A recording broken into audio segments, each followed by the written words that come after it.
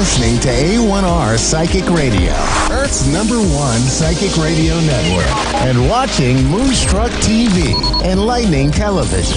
Welcome. Time for Insights by Janita with Janita Francis. Live from InsightsByJanita.com. Connect direct. In North America, dial 888-454-2751. In London, 20-3519-2158. In Sydney, dial 02-8488-3147.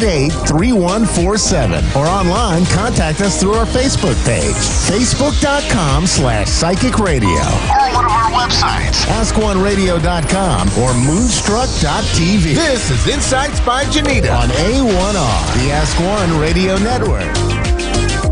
Hi everyone, and welcome to Insights by Janita. I am Janita Francis, and it's always a pleasure to be right here, right now, doing what I love the most. I've had a very interesting week.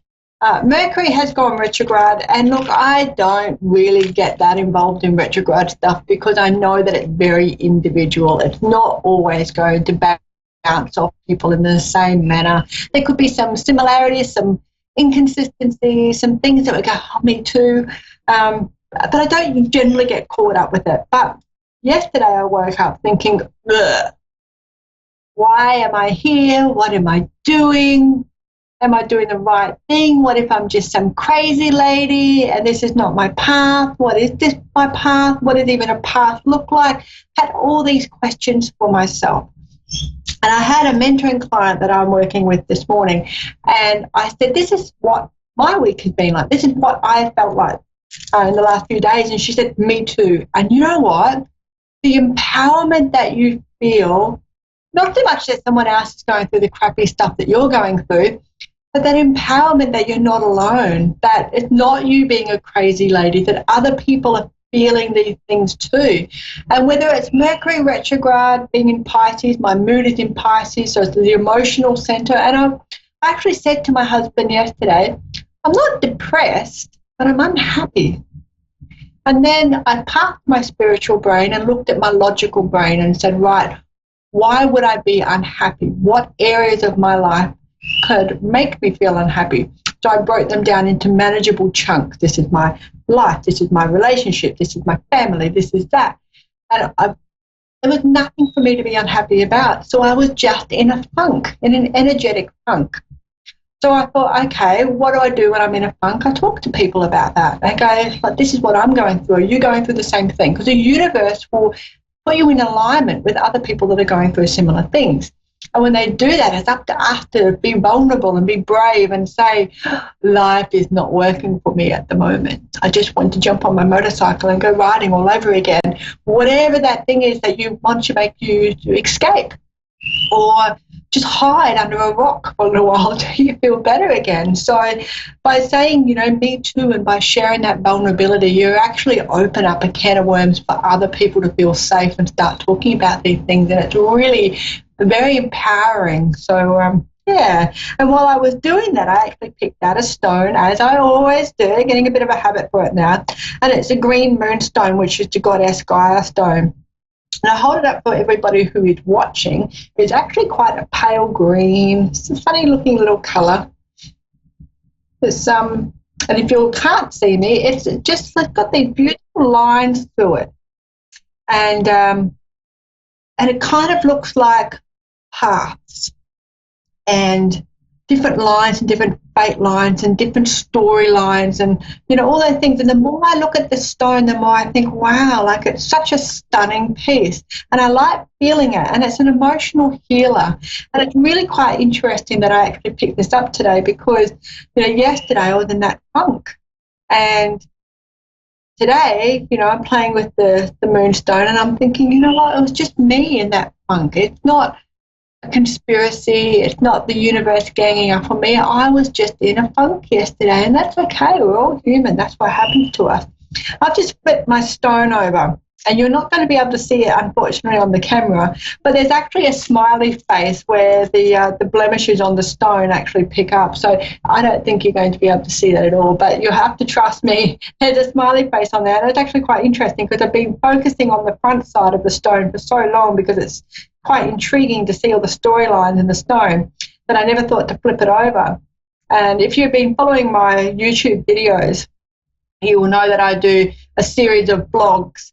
And one of the things that got me out of a funk many moons ago was a sticker saying, "Don't worry, be happy." And I flipped my life around. And it's quite ironic that I flipped the stone over and there's a happy face, a smiley face in the back. So I suppose Spirit works in mysterious ways all along. So don't worry, be happy. Everything that's supposed to come to you will come to you. So the Gaia Stone, or the goddess Gaia Stone, is also about earth medicine and embracing feminine energy. Don't know about the feminine energy, but I struggle with the feminine energy personally. I have a little trouble with that one.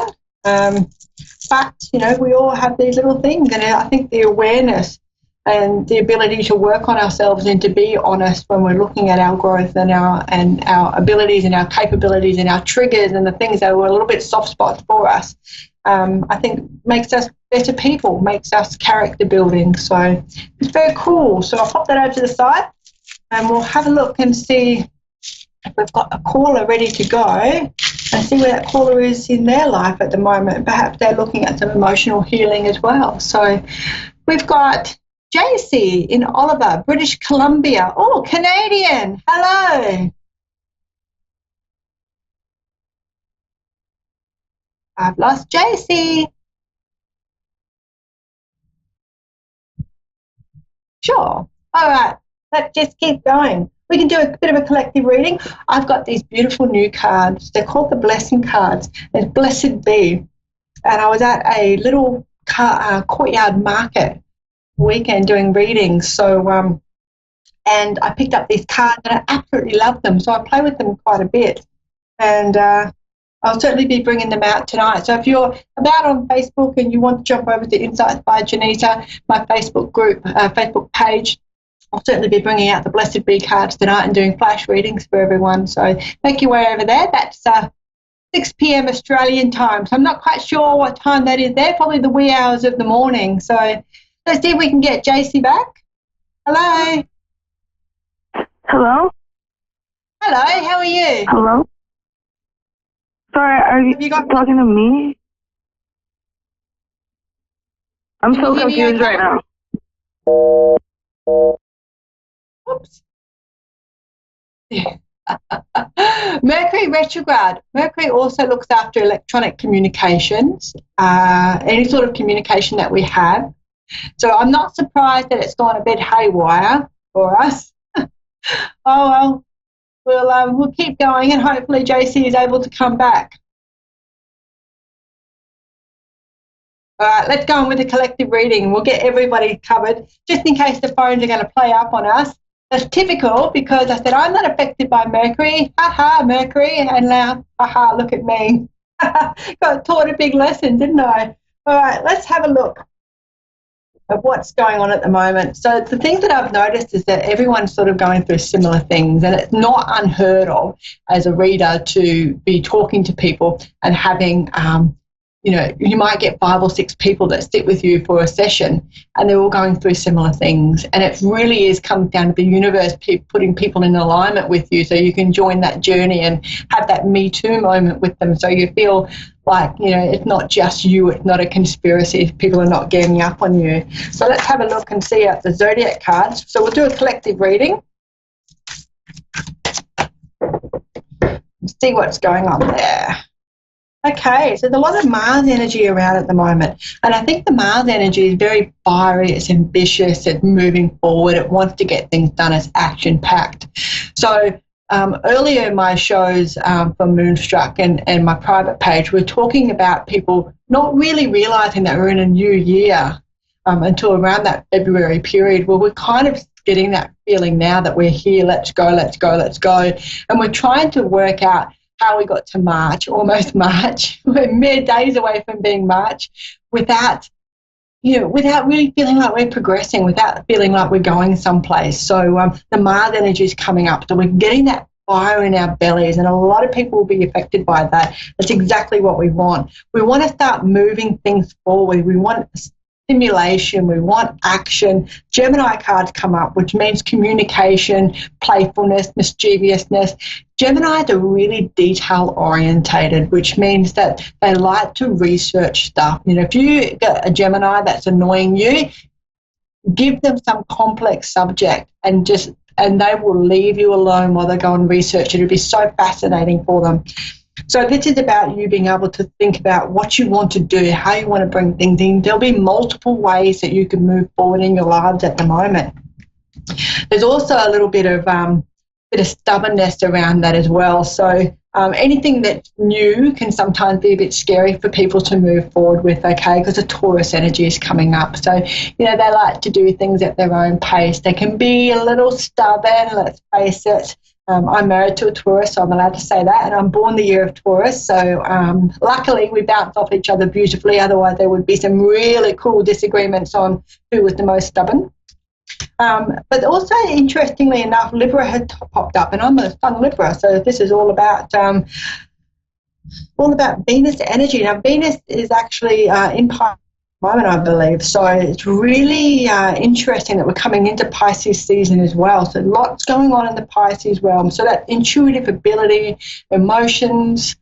Pisces have got a little bit of every part of the zodiac in them by the very nature of harmonics in astrology. So they're right at that end part, and they get a little bit of absolutely everybody that's going around.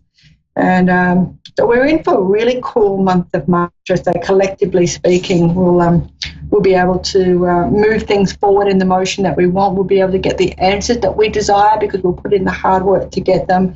We'll feel a lot of, because Taurus and Libra have come in together, say that that's the Venus energy, because is the rulership over both. So that means that we're going to start falling in love with the direction that our lives are taking. So any of that stagnant feeling that we may have had before is going to start moving away, and we're going to move forward pretty quickly for the month of March. And that'd be such a welcome thing, because I've been in that funk where, as I explained before, a bit of a funk going on. So, yeah. All right, let's see if we have... Oh, we weren't able to get JC back, but we've got Kelsey in Fargo, North Dakota. Kelsey, can you hear me? Yes. Hello, how are you? Good. How can I help you, Kelsey? Do you know when I will get a job in Fargo? You're in Fargo? Yeah, I want to move to Fargo. Okay. But I want a job. So as a CNA, a certified nurse's assistant. Okay. Yeah, everything's a bit chaotic in your energy at the moment, isn't it? The stability that you had, and it's not just a move, it feels like you're a bit loosey-goosey is what they're saying. So it feels like you don't really know what to do at the moment. There's a few things going on. So you're a nurse assistant. Oop, I've just pulled my hair back, so there's work to be done. Okay, cool. I have little symbologies that Spirit sends through to me. Nursing. So are you looking at big hospitals, or you're also looking in the smaller day surgeries?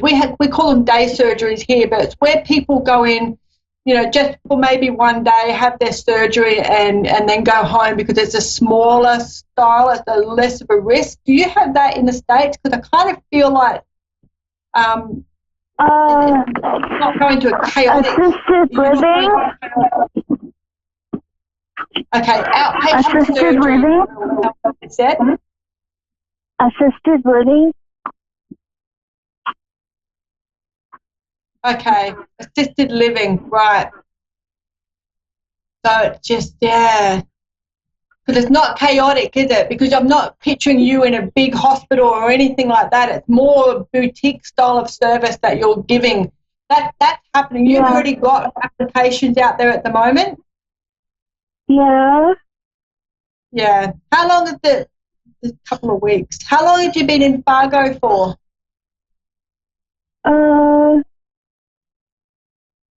Not very long. Not very Not long. very long. Okay. Yeah. Yeah. Okay.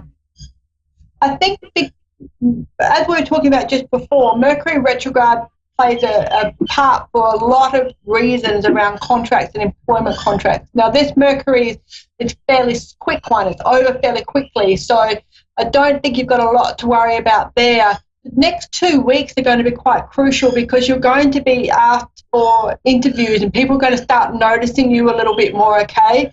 But I think the gap between you getting an interview and when you actually start the work is a couple of weeks. So I don't know what the process is in America for or where you are, Dakota, for getting a nursing job.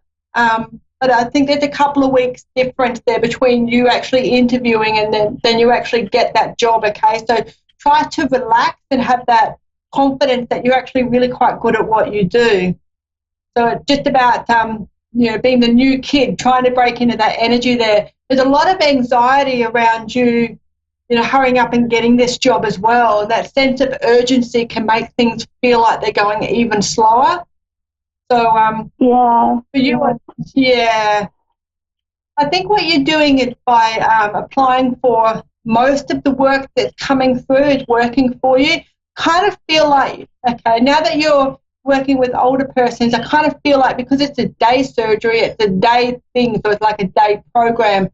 People are coming for the day only and then go home, or that style of thing I think will be perfect for you because I can't see you doing multiple weird shifts like day shift, night shift, afternoon shift, all that sort of stuff. I see a consistency in your work. Once you find your groove, you'll actually be really, really enjoying it. You'll really like what you're doing.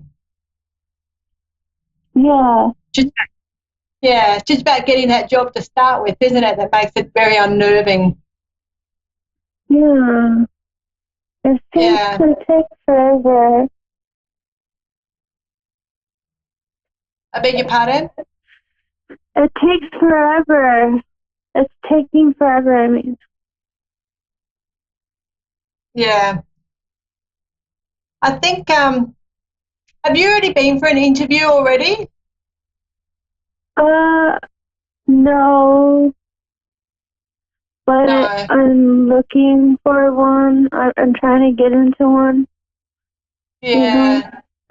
Yeah. I think that's going to change pretty quickly, okay? It's around, you've still got some feelings that moving to Fargo wasn't a good idea, okay? So you've made the decision to move there. You've got to kind of embrace it a little bit more just for now because the universe is not really sure if you want to stay there or not. So if you make that decision that you're in Fargo, and I think for you personally it was a good move, it's just about finding your groove now and getting that job so you can start feeling stability again because you really don't like that that uncertainty, that loosey-goosey feeling, where you just don't know what's going to happen and you need that stability and that structure and process, okay? So that's what's coming in for you. I'd say give it a couple of weeks and really just try to relax and breathe through the anxiety that you're getting as a result. The interviews are going to start happening fairly soon, okay? Okay. All right, darling. Thank you very much for your call. Good luck. Thank you. Bye for now. Bye. Okay. It's always risky when we move to a new area, isn't it? You don't know what to do. I did that when I moved into state. I thought, oh, my God, what have I done? What have I done? But once that anxiety settled down and the universe knew that this is where I'm going to be from now on, and we were able to relax and get all those work and get our careers off the ground. So, yeah. All right, let's see if we've got Melody in Brisbane, my birth town. Melody, are you there? I am here. Thank you. Hello. How are you? I'm very good. And yourself? Good, thank you. I was born in Brisbane. It is. It's very, very warm, and I'm sitting in the aircon today. So nothing much has changed since I lived there. That's good to hear. Yeah, correct. All right. What can I do for you, my darling? Dad. I am just wondering in terms of my career, and what that would hold for me in the next 12 months or so. Excellent. All right. What are you doing right now for work? Change. I work with a X45 training, so I do training in the health and fitness industry. Yeah. Okay. Are you looking to change? It feels like you need to do something different, to give a bit of energy going into your job. It feels like it's a bit flat. Yeah, it's just a bit uncertain at the moment because we've had quite a few changes. So I've been in a position where changes, very small changes have happened, and as a result it's happened all of a sudden. Therefore, I ended up being without a job or made redundant as a result of that. So yes, while I noticed that there are some small changes happening in the organisation that I'm in, I'm just wondering in terms of stability whether or not I'm going to be there, for a little bit longer, or where what sort of direction where I'm heading towards in the next 12 months or so. Okay, so you're going to leave on your terms, okay? So that means when you're ready. Okay. It's a long-term, short-term. I know that sounds weird, but it's not going to be a long time that you're in that employment, but you will leave on your terms. So it's not going to be a forced leave, okay? You're not going to be shown the door or anything like that. Your role is quite pivotal to what they're doing, so they're being quite strategic, but you already know this as well. So start looking around for similar sorts of style of work, but I think you'll swap industry around. So if you're like a operations manager in the bricklaying industry, you'll go to project management or something like that. So slightly attached, but not completely the same industry. And I think you'll be quite happy when you do that because it's a bigger organisation than who you're working for at the moment, and you've got opportunity to do a few different things there. And your mind is quite active, so you want to do a few different things. You're not, a pigeonhole is like the worst thing ever for you. So for now, that this job that you're a little bit worried about, you've got nothing to worry about for the foreseeable future. So, but I think by the 6-month mark comes around, you'll be looking for something else yourself anyway, because it's not icing your cake anymore. It's not doing it for you. Okay. Yeah. Yep, it'll be a nice move though. You know how you get that anxiety when you first start a new job and you think you can't do it, but you actually can, and then, a couple of weeks later you go, oh my God, why was I so worried? Try to skip that worry straight away, because you're a natural at what you do, and when you step into this new industry, you're going to be a natural at that as well. So be kind to yourself. Don't get too caught up. Everyone does the same thing. They start a new position. They want to make sure that they do the right thing and it was a right decision, and it definitely will be for you. But you leaving your current position will be on your terms, not anybody else's. Okay, awesome. Thank you. You're welcome. Take care, Melody. Thanks for calling in. Okay, thank you. Bye-bye. Bye-bye. Okay, so Mercury tried to get us, but we overcame. How cool is that? All right, guys, so the week ahead, lots of things going on. There's I'm doing a couple of workshops. I'm doing a free masterclass tonight on Insights by Janita Francis. You will catch it on my YouTube channel. I will be uploading it or downloading it, whatever I need to do to get it onto YouTube at a later date. So you can catch that tomorrow. It'll be up on YouTube tomorrow your time. And it's just about how to put boundaries in place, what that feels like, the easiest steps to do that. And it is not labour intensive. When we're making changes to ourselves, they need to be short, sweet, but effective changes. And the workshops are designed and delivered in that manner. They are an open forum, though, so you don't need to pay to come along to the workshops. You don't need to sign into a group or give up your date of birth or your left kidney or anything like that. You can just come along and watch and hopefully take away some really cool ideas on how to put boundaries in place. And there's a whole series of workshops that I'm offering for the balance of the next few months, as well as my metaphysical workshops as well. And then there's coaching, mentoring, and all the other really cool stuff to help people, just get a better quality of life, improve the things that they need to have in their lives, and feel confident, not feel, nervous about going to a new area. as one of our callers did, and having that anxiety attached around all this work. Is this okay? Because you'll be confident in your decisions and it will work because you can and you will, and that's the attitude that we all have. So it's certainly a very cool gift to have. If you can make your way over and tune into one of those masterclasses, I'm sure you'll be very happy with the outcome. I'm doing flash readings tonight on the Spiritual Events Directory, which is another Facebook big page. It's a big page.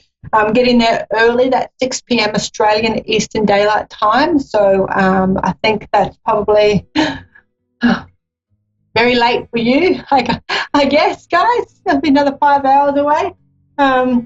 But I've also uploaded those to my YouTube channel as well. So if you're interested in a private reading or coaching or mentoring of any description whatsoever, please do pop over to my Facebook page, Insights by Janita Francis, and that will take you. I've got a link there now to take you to the website, so you don't have to remember multiple things. You can just tune into the Facebook page and go from there. I'm also on YouTube and Twitter as well, and Instagram. So I'm getting around.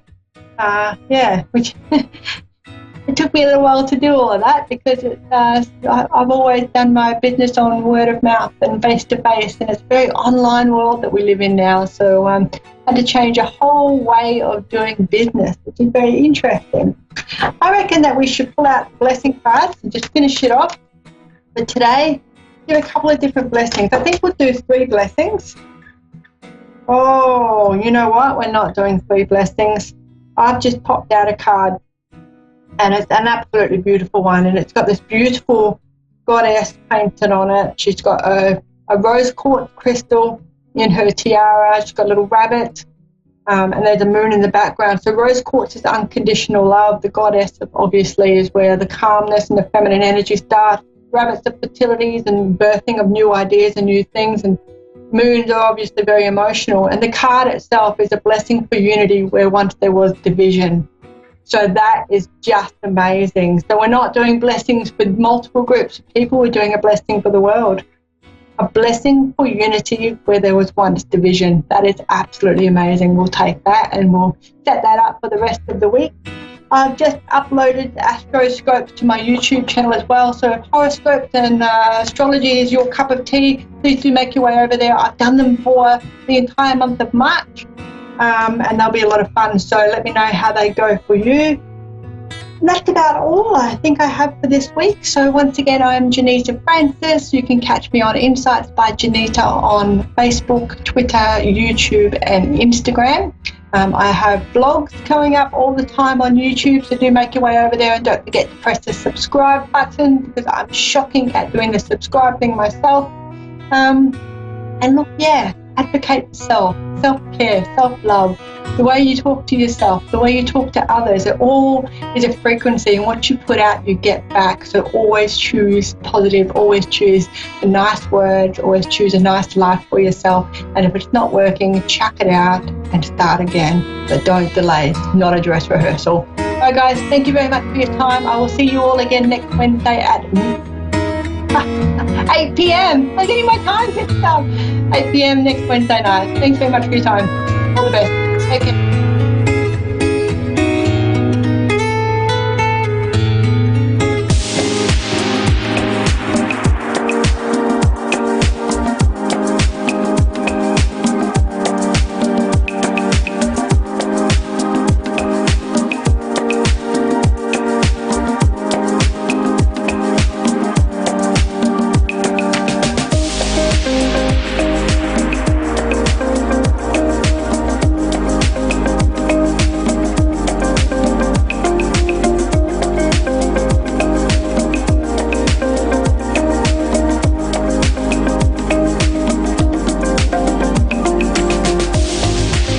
Listening to A1R Psychic Radio, Earth's #1 psychic radio network, and watching Moonstruck TV and Lightning Television.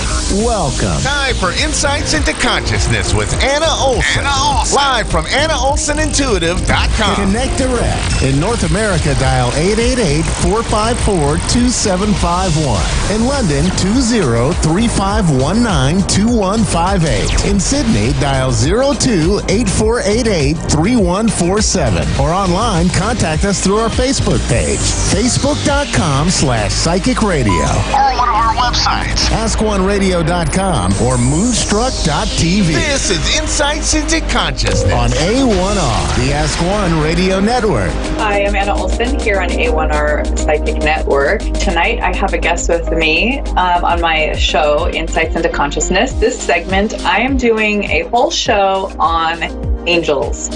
And I'm so excited to have my good friend Karen here to talk about angels and her work with angels and how to get messages from angels and what that entails, because Karen has been one of my main mentors on working with angels. Before I started doing all of my readings for the public and everything, I knew that there were angels, but I didn't know the details. And so, lo and behold, I was provided with a great teacher and mentor who taught me a lot about angels.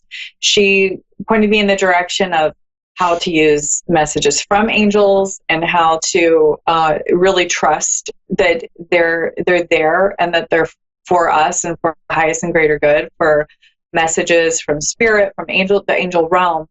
So because there are so many myths about the angel realm and working with angels, and because there are so many questions that people tend to have about this topic, I really wanted to have Karen here with me on my segment tonight because she's such a wealth of knowledge about the topic, and it's just really great to have her here. I'm so happy she could make it. Thank you for being here, Karen. I'm really thank you for having me.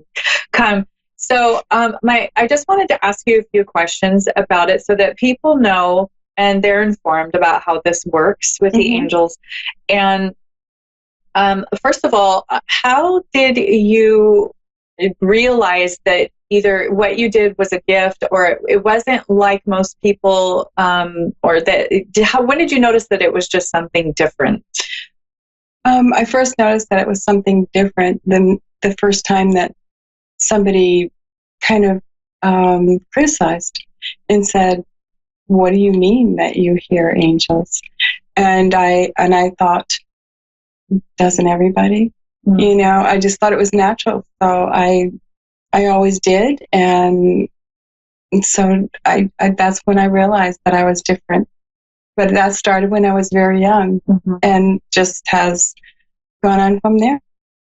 So it started when you were really young, and it was basically a cross-examination, or I don't know, like a question that somebody had. What was the thought process in your mind at that point? Well, when I knew that, I just knew something was going to happen because I was just informed. I was just told. And to me, that came very natural. And then it happened, and they wanted to know how I knew. And so I just said, well, because I heard it. I heard the voices. They've actually, have warned me, shown me signs, and just, things like that. So, yeah. Right. And I know that you've given messages to me a few times, and you've shared with me a lot of the work that you've done with the angels, and it's always right on point. There's so much basically synergistic, I guess you could call it, those revelatory synchronicities that I always talk about.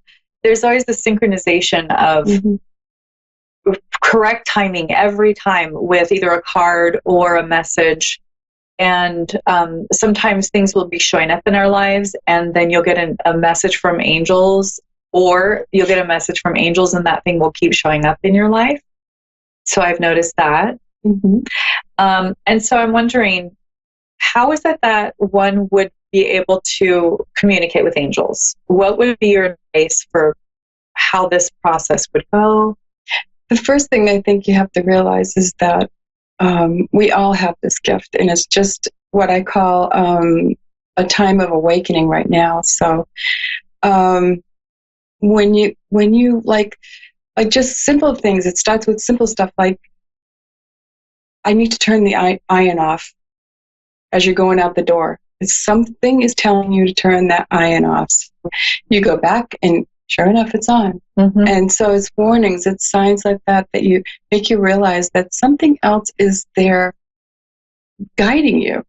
It's just a form of guidance that helps you go along with everything in life, the littlest things. It's really quite simple. It's not really complex. Okay. Well, that's good to hear, because I know some people think, okay, well, how do I get training to do this? And how can I work with the angels? And you're just saying it's really something, it's a communication line that everybody has. And so the how and the why is, I think, what most people really want to know. And you're saying that it's basically that little message that you hear throughout your day. And how would somebody differentiate that from their own thoughts? Well, a lot of times, even with journaling, you think that, when you journal, you basically go into, you say, I ground myself and I pray. And then I just write whatever it is I hear and feel. And a lot of times I don't even know what I'm writing until after, and I read it. And I read it afterwards, and I think, oh my goodness, it's just so perfect. And then I will pull a card afterwards, and the card always gives me the confirmation of what I've already been told. So it's like, see, we already told you. You got to learn to listen. And that's the bottom line, is that people just need to be quiet and still and listen and trust. So that's what I do. That's wonderful. And I've always noticed that there is a peaceful humility about you when you do these communications and when you're really listening. I've always noticed that you get quiet and you become very humble, not like you aren't usually, but I'm just saying, like, there's this peace that I can feel. And when it's sort of like when they say when heaven touches earth, there's just this really serene peace. And that's what we do as light workers, is we work with that highest and greater good, the positive vibe, I guess you could say, the positive positivity, the highest and greater good. It's love and above is what some people call it, or it just feels peaceful. It's very peaceful. It's very peaceful. And that's the only way I can explain it too, because you do feel differently when you're in a situation where maybe things are very chaotic around you, and all of a sudden you go into this state of mind that's telling you what to say to these people. That's helpful. So they're always kind and they're always good, and it's always a good thing. It's never mean or anything like that, or scary. It's all light. It's all about light and love and all the good things in life. Right. There are guardians, our helpers, our guides. Yeah. And I have a question about the angels. They say that the angel of death, or whatever, there's all these stories about the angel of death. I'm just wondering, are there certain angels that are assigned to help people cross towards the light? Transition? I don't know if there's certain angels that help you transition, because to me, when you see the angel of death, it could mean an ending to something that you're doing, and you're going to be doing something else. So it doesn't always have to do with people passing on and moving forward. Okay. So you're saying that sometimes when they're talking about something that's ending, it doesn't have to be your lifespan. It could be the ending of a chapter of your life, a job. Yeah. Okay. Yeah. That's really good to know. And I'm just wondering, I've always wondered, are there angels that have different assignments, or do you know? I mean, I'm just curious, like, they're supposed to be Archangel Michael or Michael. They're supposed to be Gabriel, Raphael. They each, Uriel. They will have these names and assignments from what I heard. And I know that you can go into a whole study about angels, but there's a lot of them. And people think that, do I have one angel? But there's many. Okay. We have many. There's not just one. We are assigned a guardian angel, but there are many angels that are constantly surrounding us 24/7. Okay. 24/7. So there are archangels that do certain things, like Archangel Michael. Archangel Michael walks with me a lot. He protects me. He's a protector, a great protector, and so they do have different assignments. Okay. Are you familiar with Archangel Uriel? Because I just had an experience with that. Uriel. I'm trying to remember what it is. And it's okay if you don't. I just thought I'd ask if you know, if you're familiar. I'm sorry. Okay. I can't. That's okay. I just, the other, and maybe you can kind of clarify for me. The other morning I woke up and I was praying and I was asking, you've taught me to ask the angels for what you need. And so I was asking the angels for what I needed. And I had my journal, I was ready to write it down. And I feel my experience was that I had an experience with Archangel Uriel, and Uriel told me, the name, the assignment, and I Googled the angel, and all of the things that I was going through was like his assignment throughout history and the Bible, and like even, not just the Bible, but just, throughout all the religions, his assignments were like exactly what he told me. Oh, wow. From what I felt, and when I say he told me, just to clarify for listeners, I'm not saying I heard it with my ears like I hear your voice. These are spiritual things that go on where I have a spiritual sense of what I'm hearing. The words come into my mind. I'll see certain things in my mind's eye. It's different than, like, let's say a hallucination. So I was just go over that, because some people are like, what do you mean you saw it and you heard it, and why am I not seeing it and hearing it? Well, it's different than how I'm hearing and seeing you with my physical eyes and ears. Exactly. So, I think most people can relate to a spiritual experience where they either they feel something, like the peace, they got an idea in their head and they're not sure where it came from, but it came at just the right time. So do you have any experience with like how the angels look or how they appear? Well, my highest self was a long, oblong being.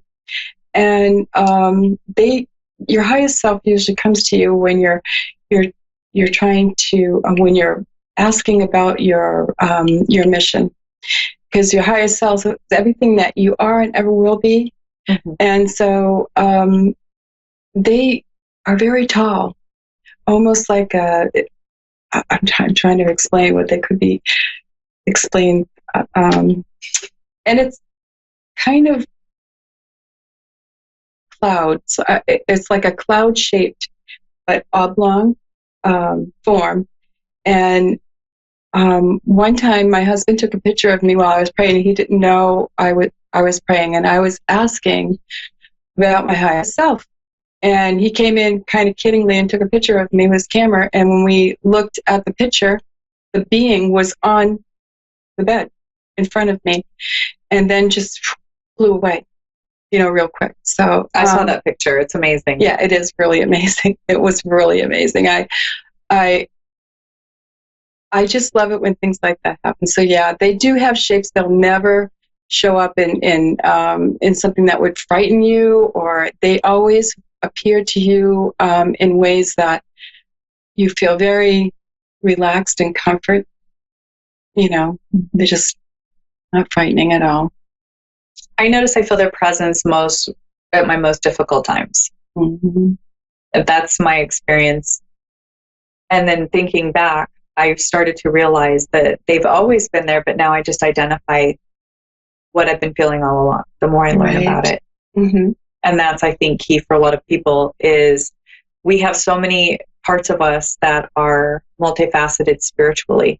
There's angels, there's, our guides, there's our past loved ones. There are all these people in these, in the spirit world or these other dimensions. And my experience with angels, the more familiar I've become with them, and I had to do the work to get more familiar with them. So just like FYI, we do have to work, we have to study, we have to pray and ask for help with this. And we definitely, it's our job to draw closer to the things that we need. And, it just happens to be, at least for me, when the most that I'm really working on this is when I'm having the most difficult time, because that's when I'm really searching and needing that extra help. Mm-hmm. And my experience with the angels is that they have been these very strong. It's like they're gentle, but they're kind, but they're so incredibly strong and powerful. Powerful is a good word for it. Powerful. It's like they're like nothing could permeate their energy. It's like it's hard to describe how they feel because they're so powerful, and they're so. I don't know what would the word be. Well, when you put yourself in what they call a shield around you, only love can go out and only love can come in, and that's where you feel the most power from all of the angels. And you have to ask them, to be with you, and you have to ask them to, guide you and help you feel that it's almost like a baby in a womb. It's that sweet and that gentle and that protected. Because little babies are very protected in their mom's wombs, mm-hmm. and so it's a very sweet and loving. And once again, birth is very powerful. So, yeah. I've heard of a lot of it. It's funny you say that, birth is very powerful, because I have heard a lot of stories about women while they're in labor, mm-hmm. and they have very strong spiritual experiences during that time. Dreams, visions. I have myself with my kids. And so that's interesting you say that, because that makes complete sense. It's that protective mm-hmm. sort of thing. Yeah. And so I just really love that I've learned more about the angels. It's really benefited me in my life. It has been great. The more I learn about them, I know even my husband has taught me some stuff about angels that I didn't know before. And that was exciting. I'm like, how do you know all this about angels? Apparently, he had been on a mission, and he taught me a lot too. So that was exciting. The more that I delve into different topics like angels, the mm-hmm. more I realize how much everybody else not only understands what we're talking about and is familiar with it, yeah. but they can start having conversations with, with me, and people around us will start saying, well, actually I am familiar with that because, and they can tell you how they've had an experience with it, or that they've studied it and this is what they know. So I just love that it's a great conversation to have. Mm-hmm.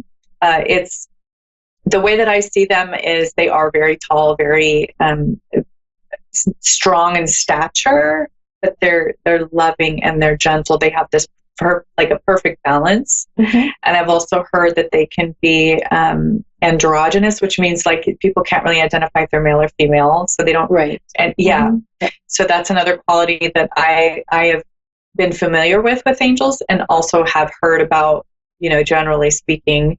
So that's another quality. Is there anything else? I know we have just like 4 more minutes. Is there anything else that you want to contribute, or that you are thinking just of? That as readers, when we do readings with angels, we always have to ask permission to speak to the person's angel, and that person has to give you the permission to do so, because angels don't gossip.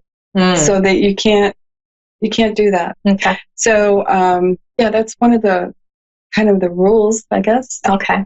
Of being a reader with angels and hearing them and speaking with them. That's great. Yeah, and a lot of times angels will come through when a person is really struggling with something. You can be sitting there, and all of a sudden they will help you give that person the guidance they need to move forward in love and release whatever it is, the struggles that they're going through. So that's always very helpful and kind thing to do. And that's what they are. They're very kind, sweet. They're very kind and sweet, and they're protective. They're powerful. They are not just aiding us in this life, but they will be aiding us in the next. Always.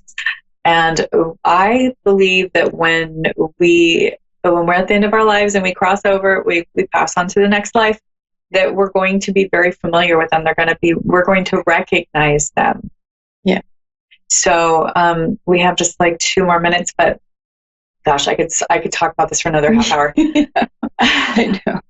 Now, I also wanted to go over that selenite is an angel stone. It's a crystal that is very conducive to angels and angel energy. I have a big chunk of it here, so I'm just going to show that to our viewers. If you're watching, if not, if you're on the radio, bear with us. This is a big chunk of raw selenite, and this is known for angel energy and it's conducive to like giving you that angel energy. And I've worked with it. It's also very protective. It has all the same qualities of angels, which is really neat, and it can really provide a lot of those qualities into your energy if you want that energy in your life, your house, your home, your life. So that said, we have 60 minutes, and thank you so much for coming on today, Karen, and sharing this. I think it's so brave of you too, because it takes a lot to talk about these things. But I think people really need to know, and I really wish maybe I'll have you on another time too if you would. That'd be great. That'd be great. Because I'd like to go. Well, that's our job. That's our job. That's why we came back. Right. That's true. So thanks so much for watching. I'm here every Thursday, 6:30 Pacific Standard Time, 9:30 Eastern Standard Time on A1R. I'm Anna Olson. My website's at the bottom of the screen. You can always contact me for a reading. And what is your email address in case somebody wants to ask you questions? It's angels123.kkaren@aol.com. Thank you, Karen, so much for being here tonight. And I will see you next week here on A1R. 6:30 Pacific Standard Time. I'm Anna Olson. Please let me know if you'd like a reading, and I can also contact Karen for you if you need to reach me on my website too. So we'll see you next week. Thanks so much for watching, and have a wonderful night.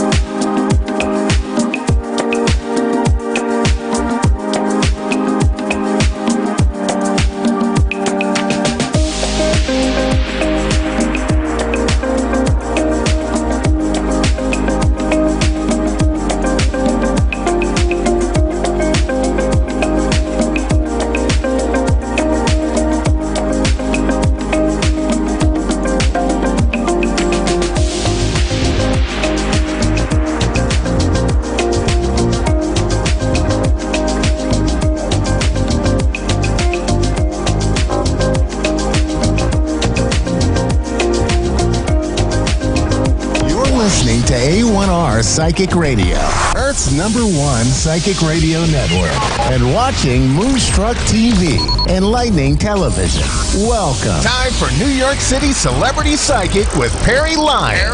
Live from PerryLyonsBrilliance.wixsite.com/Perry Lyons. Connect direct. In North America, dial 888-454-2751. In London, 20-3519-2158. In Sydney, dial 02-8488-3147. Or online, contact us through our Facebook page, facebook.com/psychic radio. Or one of our websites, AskOneRadio.com or Moonstruck.tv. This is New York City Celebrity On Psychic. A1R, the Ask One Radio Network.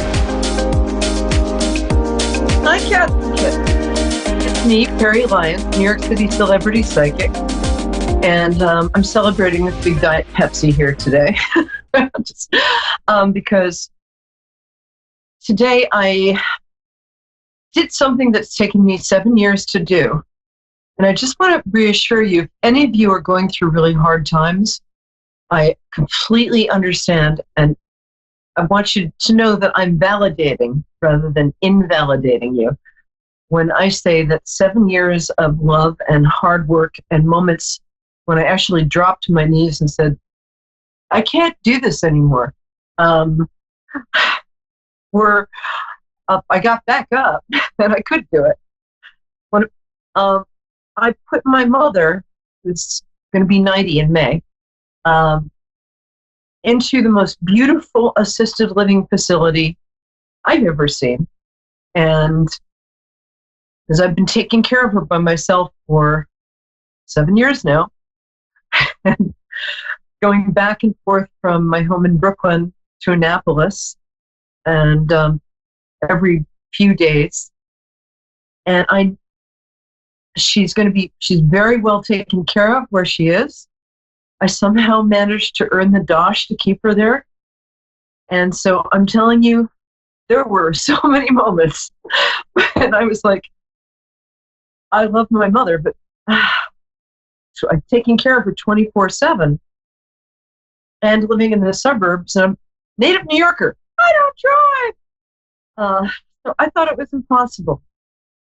And with a lot of meditation and prayer and great friends, and also support from all of my friends and fans on this network, you guys have been amazing. So I just want to say thank you, and thank you, higher power, and thank you to the plastic surgeon I'm going to see next week for my double chin. No, I'm kidding. But most of all, I'd like to say, if you have a moment right now, first, count your blessings for everything you have. And second, I want you to take a second and just find the Moonstruck TV /A1R, looks like air, but it's spelled A1R radio app. Mine is on my iPhone, but it's also available for non-iPhones, Androids. Right. So if you would like to be a part going forward of our fantastic programming, and specifically if you want to be part of my 9 o'clock Wednesday live family of cherished ducklings, which you all are, please take a moment either during or after this show and download the app, because we have so many great people, which of course I am one of, but everybody on the station is really good. And since I'm the real deal, I know the real deal when I see it. Everybody who is on Moonstruck are people I am impressed by. And I am not easily impressed, especially by other psychics. I'm sorry, but there's one psychic out there who gave an interview in which she said, like, when she was 5, all of these doctors came to see her and interview her, and she granted them an audience because they were so international professors. They were so impressed. When I was 5, if I said, I see a ghost, they'd be like, you've had too much sugar, go to your room.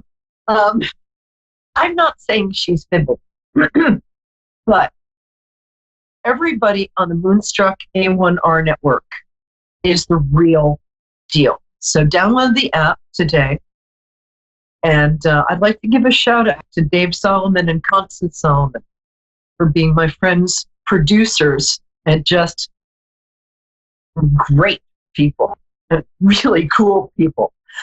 Okay, so I've been up like 3 days, moving mom by myself into Atria Manresa, great place. So I'm going to take callers in a second. I also want to say that if I seem a little giddy, on the way back from the assisted living place, I confess, I stopped in a little place in Annapolis, Maryland, called the Reynolds Tavern, 1747, and sat down and I had a glass of champagne.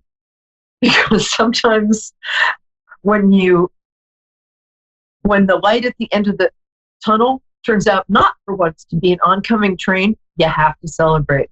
I got in a really interesting discussion with a handsome homicide detective named Al, which was fascinating. So that's about it for now. So cherished ducklings, take a deep breath. Ready? Like that. I knew you could do it. Try to keep doing that every day on a voluntary or involuntary basis because breathing is good for you. And when you're ready, just get yourself centered and then call our number. I believe we have a caller from Sauk City. And I don't think I caught your name, love. So if you can tell me your name. Are you there? It's Suzanne. Oh, I love that name. Isn't it great to have a song about you? Or does that annoy you? Well, she's kind of crazy. It could be worse. I have a friend whose name is Rhonda. You got off easy. So tell me your birthday and speak up a little because I dropped my phone a little earlier before I had the show. So tell me your birthday. So that's how I connect. My name is Suzanne, and I was wondering if you could tell me about my career being successful, and if I can stay in the house that I am residing in now. Not quite sure what your gifts are. My birthday is June 8th, 1960. Very good day. And you're just a baby, in case you're thinking otherwise. Honestly, I mean, I hate to sound annoyingly positive, and I don't get to say this to very many people. You might want to ask somebody I did a reading for earlier today, who was like, okay, I'm going to call back, and could you give me a different reading? I'm like, no, he's married, dump him. With you, the news is all good. What I want you to do is check to make sure that you have paid. This is going to sound a little like boring to everybody, but it's the small things in life that are important. So check to make sure the taxes are paid on your property. For instance, I just paid the land tax on my mother's property here. And it wasn't something, I've been in apartments since I was 17. And my own apartments, not wandering from place to place. But I do feel that you are going to, this is interesting. I'm going to take the second part of the question first. You're going to stay in the house you're in. Take Saturday and Sunday. Ask like your aunt or your niece or somebody or your uncle, whatever, to look after your gorgeous kids. Sit down and make sure like utilities are all paid up and that if you have a mortgage, that you're sort of in line with that. I don't get you losing this house, and I definitely don't get you losing this house through lack of money. We'll get back to that in a minute. I do get you, the only slight possibility I get of you losing this house is if you somehow, it's easy to do, if you lose track of like a bill or something that you were supposed to pay, or if you lose track of, we have so many responsibilities. So just stay on top of the mortgage payments and the land tax and the caterpillar tax, whatever there is. But so be diligent with what's due. What's that? You said you're trying to tell me to be diligent with what the debts are. I'm telling you, I'm sorry, I didn't hear you. Say that one more time. I have to get a new iPhone. I'm listening to you very well. You said to be diligent with the debts. I will be diligent. No, I don't think you're going to be eaten by debt. I am not getting that. What I am getting is just stay on top of monthly payments. Just know when they are. Pay the minimum, because here's the thing. You're in a job that you're very good at. You have very strong administrative and managerial qualities. And also, people like you. They just do. Not my fault. So I think I'm getting your move upwards being either at the same company where it might seem like you're going sideways for a bit, right? But then you're going to go up. Or it's possible that you might find a job with managerial and administrative strengths, which I think, and people skills. You're a born manager. Ask your kids. They'll tell you. But I think a job that's coming up for you, I think you're going to have a review at your job presently in March, like mid-March. Okay. And I think you're going to do quite well off the review. Oh, if good. they don't give you either a raise or a promotion by the end of March, I would start looking elsewhere. But people know you in the field you're in. It is. I'm a clairvoyant. What? I'm a clairvoyant. Oh, you're doing. I am a reader, and I'm trying to grow my business. Then you need to get on the administrative and managerial side of it. I'm sorry, other clairvoyants are the hardest people for me to read for. So I apologize. I don't know if you've noticed that in your business. I'm trying my best not to be flaky. When it comes to my business. You're not flaky though. You're just a Gemini. It's different. And you're a Gemini year of the rat. So you're very. It's not like you have ADD. It's not like you don't. I still think that you have administrative and managerial talent. And you're obviously, if you're making a living as a clairvoyant, you're obviously very, very good with people, and people like you. Because if people don't like you, no matter how good you are, they don't come back.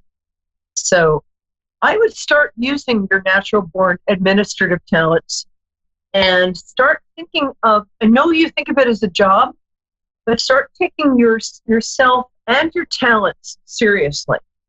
This is a job. And in fact, it's a job that those of us who are good at, we work like 18 hours a day, people like you and me.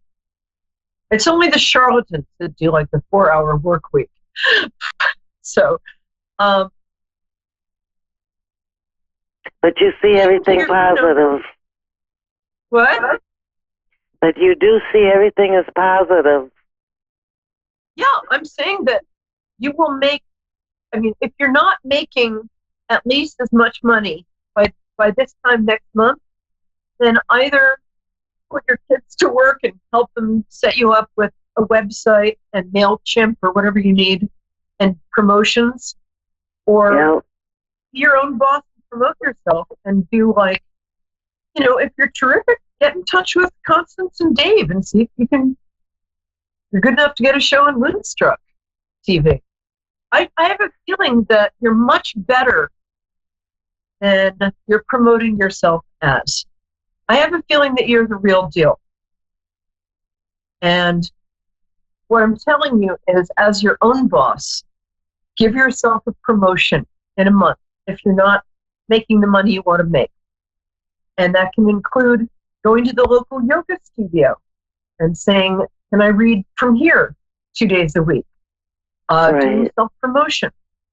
There's a lot of stuff you can do. You can self-publish a book and sell it on Amazon for 99 cents. Call it, How to Be Clairvoyant. I'd buy that. I'm always studying. My book, which is called, I just trademarked this, so How to Seduce Your Destiny, is coming out in about a month and a half. So it's going to be something. So I'll be watching out for that. What? I'll watch out for that. Please do. I'll keep promoting it on Moonstruck. You're very talented, and you're not going to have your house taken away from you. Just thank you so much. You've got a lot of water in your chart, I can tell, in your astrological chart. So just get out of the emotions. Thank you very much. Saturday and Sunday. What? I said thank you. You are. Thank you very much. I can tell. My pleasure. If you want, I always, to people who call into the show, I have a Perry Lyons Facebook page. So that's Perry as in Periwinkle, Lions as in lions and tigers and bears, but with a Y. So it's Lions with Y, Perry Lyons. I'm on Facebook personally and professionally. And for people who call in, I'm always happy to give like a free 10 or 15 minute consult on anything you want. So if you just want to call a fellow clairvoyant and touch base about business tips, happy to do that. So get in touch with me, okay? Much appreciated. Thank you. You're welcome. Much love, darling. And the song about you is one of my all-time favorite songs. Okay. Thank you. And who do we have coming up next, Dave? Well, our next caller, just tell me who you are, because I'm dying to meet you. Who are you? I'm Bridget from Tulsa, Oklahoma. Hey, I've never heard it pronounced like that. Bridget? Bridget. Beautiful. Yes. I love Thank you. It's beautiful. Thank you. And you said you're calling from Columbus? No, Tulsa, Oklahoma. Oh, Tulsa. Sorry. As I said, great. My producer just texted, okay. Dave, how am I supposed to know that's going to mean Oklahoma rather than that things are okay? Anyway, so Bridget, I'm very glad to meet you. And if you'll just tell me first your birthday, you don't have to tell me the year. Don't ask, don't tell. So what day are you born? Darling? What was the question again? What day were you born? Because I tune in on people through their birthday. March 9th. Oh, fellow Pisces. Rock on. Bad Pisces soul. Yes. I'm March 18th. Happy almost birthday, babe. So thank you. You're welcome. And it's amazing how both of us are going to be 10 years younger on our next birthday. It's just miraculous. Right? And my producer just said that Constance Solomon's birthday is March 9th. She's the other producer of the show. So obviously it's fated for you to call. And how can I help you, darling? That's awesome. Happy birthday to all of us. Yeah, really. Truly. I believe that's also the actor Oscar Isaac's birthday. But speaking of very attractive people. So how can I help you?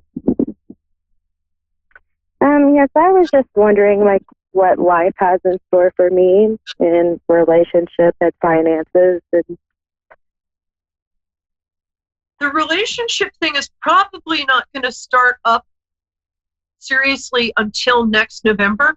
I'm not saying that you're not going to have fun before then. I'm just saying that next November is lighting up for me as for when your next big relationship, which might have already existed for a little while, is going to get serious. You're very attractive. You're a very attractive person. So attracting people has never been the problem. Attracting people who treat you well, maybe it's time to think about that. What I would do is make a list. Hold on, I've got a robocall coming in on my iPhone. So I'm just going to keep talking, and you'll see me in a minute after this bloody robocall is done. Okay. So I haven't gone anywhere. I'm still here. As soon as that call stops calling, you'll see me. Anyway, hello. Hello. I'm back. So here's what I get for you in the next 2 minutes. Whatever gender you prefer, what I'd like you to do, and that's he, she, or non-binary, or identifies as whatever. What I'd like you to do is immediately after this program, I would like you to sit down, light a candle, only for a few minutes. Don't leave it unattended. Sorry, if you can't see me, somebody is calling me obsessively from Tallahassee, Florida. So if you can't see me, you'll see me again in a minute. I apologize for the inconvenience. So as soon as we get done, I want you to write a list of everything you want in a partner. And don't think about it too much. Just think like, do I want this person to be from, a different country? Do I want this person to be honest. I want this person to be faithful to me. I want this person to love me romantically and as a friend and companion. I want this person to be physically compatible. I want this person to be financially stable and mentally sane and healthy and fun. Perhaps I kind of like bald heads, but that's just me. But write everything you want in a partner down on a piece of paper, and then really look at it, and then burn it over the sink using the same candle. Make sure that everything is extinguished, and then say, so it is, and so it shall be. But I do see your next relationship coming up in November. I also see that you're not very happy in your day job, and that I think starting a side hustle with something that you don't even know you're good at right now would be a very good idea for you. You need a little more income. Can you see me? Hear me? There's something that you do well. It might be like arts and crafts that you take for granted. But as a side I've been hustle, feeling like I should you do could make something, some money with that. And I'm going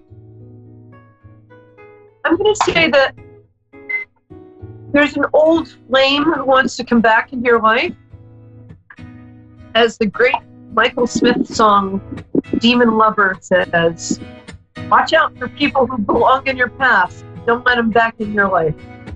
So call back next week because we got cut off a bit. But I'm just going to reassure you, by November of next year, you're going to be in a solid, committed partnership with somebody who deserves you in a good way. And start thinking about that side hustle. Call in next week because I have more ideas for you. And contact me on Perry Lyons on Facebook. As I said, I always give 15 minutes free to any caller who reaches out. Okay? So, cherished ducklings, thanks for being here with me tonight. Thanks for celebrating just being alive and being able to talk and breathe and hear and see. And much love to all of you. And I'll see you next week here on Moonstruck, A1R. Download the app now. I'm not going to let you not. And just love and light to all of you, really and sincerely. Okay. Bye-bye.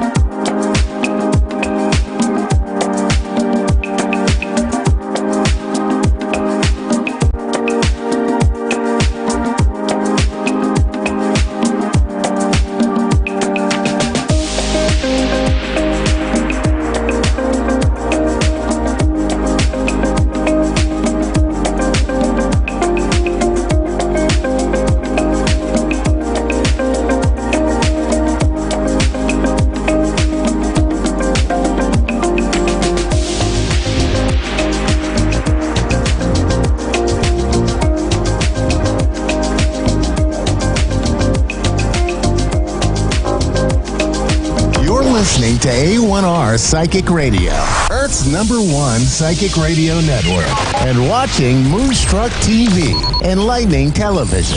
Welcome. Time for Divine Guidance with Angel Tuzigno. Live from CrystalClear101.com. Connect direct. In North America, dial 888-454-2751.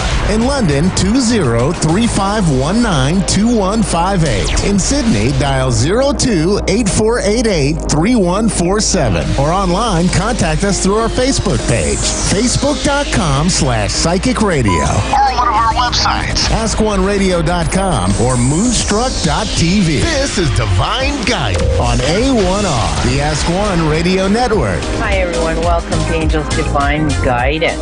All right. You can reach me at crystalclear101.com. Or you can connect with me at Crystal Clear 101 Holistic Healing and Products on Facebook. You can text me at 306-261-4086. So, let's get into the full moon that's going around, okay? February's full moon brings your home, family, and immediate relationships into sharper focus, okay? For the following 2 weeks of this moon phase. So kind of pay attention to what's going on around you. Opposing forces such as work versus home, or what you need versus what you want. Create inner tension and external pressures on all of us. Just not ourselves, but the people around us as well, because they're feeling the same energy. And if you're an empath, you're feeling many energies. Just remember that. Let's think about it. Does this sit well with you? Does it resonate with you? I mean, sometimes it does, sometimes it doesn't. Does this make sense to you in your life at this moment? This can lead to conflict and crisis that can drain your energy. So you may feel a little more tired here around the moon. You may feel like you're burning the candles at both ends of the stick. So make sure that you're taking quality time for yourself to meditate, to relax, to do some self-healing, to get in touch. The lunar qualities of emotions and the instincts reach their peak at a full moon.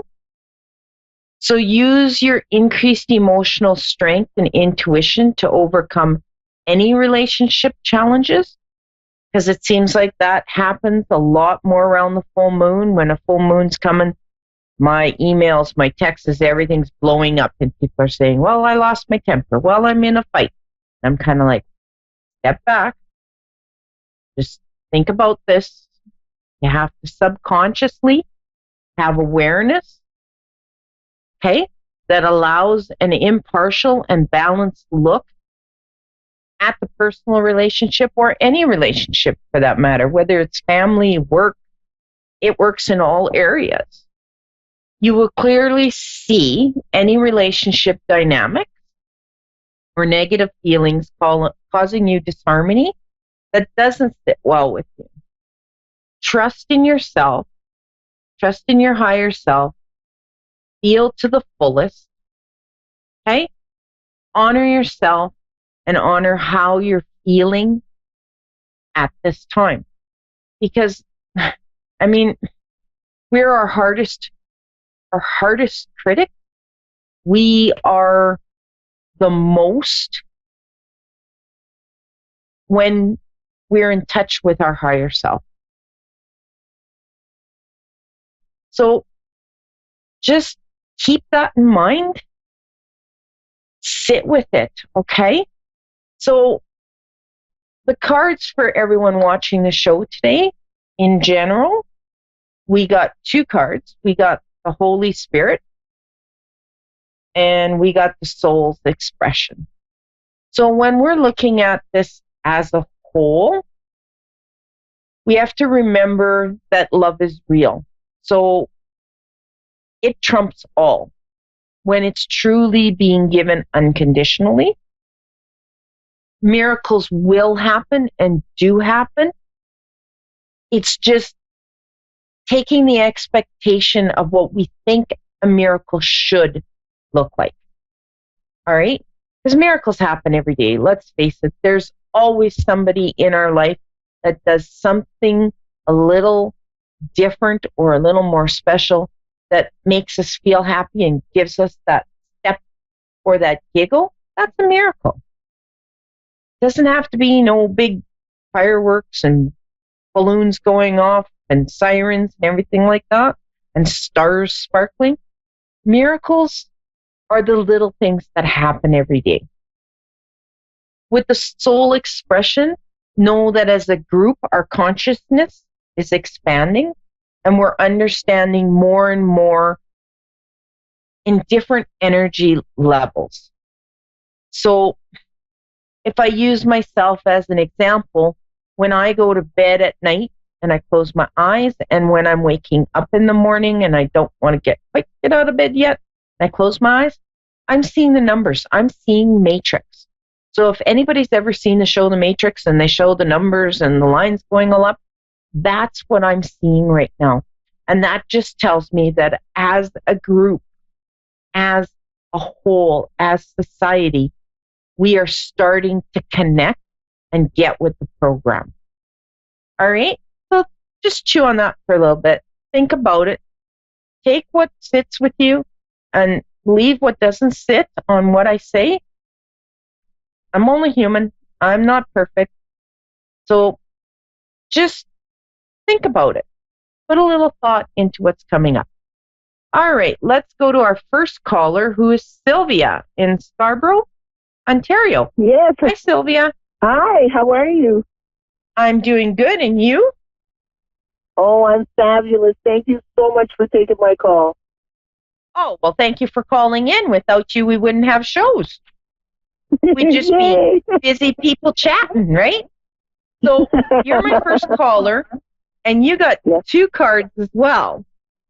So you got the Master Buddha, Increasing Awareness, and you got the Charity, Prayer and Contemplation. Can you hear me?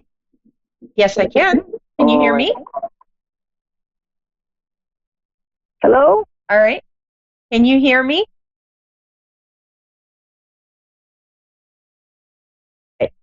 So you can catch up afterwards while we're trying to get this reconnected. Your first card of Increased Awareness is Deep Connection, Trust in Your Inner Voice. All right? So this kind of tells me that you're questioning your choices and decisions.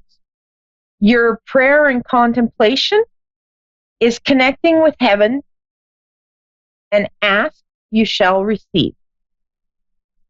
Excellent. All right? Are you back? Yes, thank you. Yes, Okay. I'm back.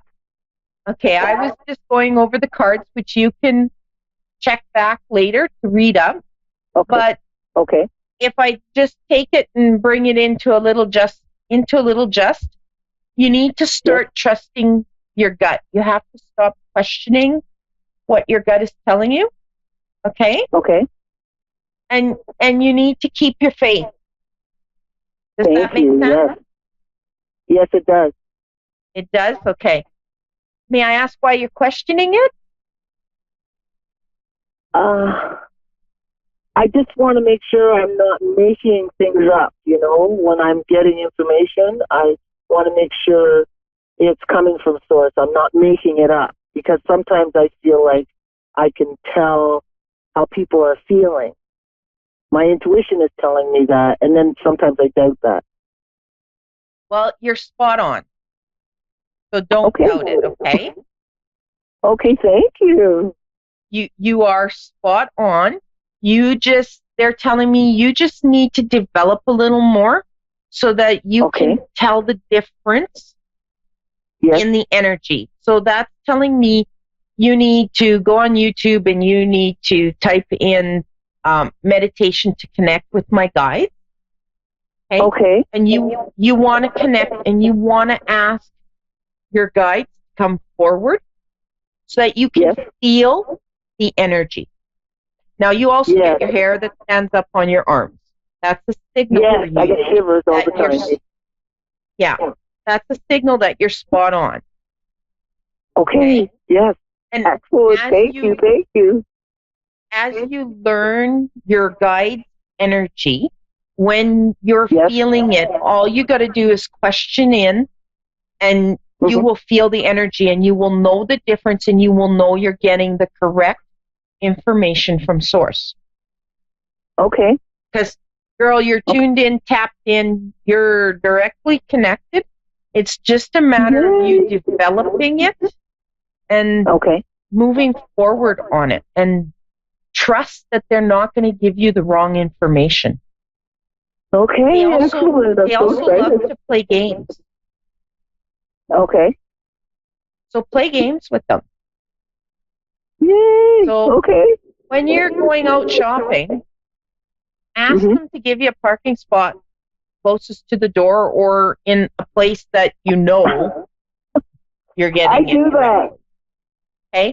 So in the beginning, they may not give it to you because they're kind of getting, whoa, what's she doing here? But after a while, they're just automatically going to do it. I always play the Costco game because I'm not a shopper, and Costco is a place that whenever I go shopping, I seem to be getting hit by shopping carts from people from behind, from the side. Yep. So I play what I call the 20-minute Costco game. I get parked in there.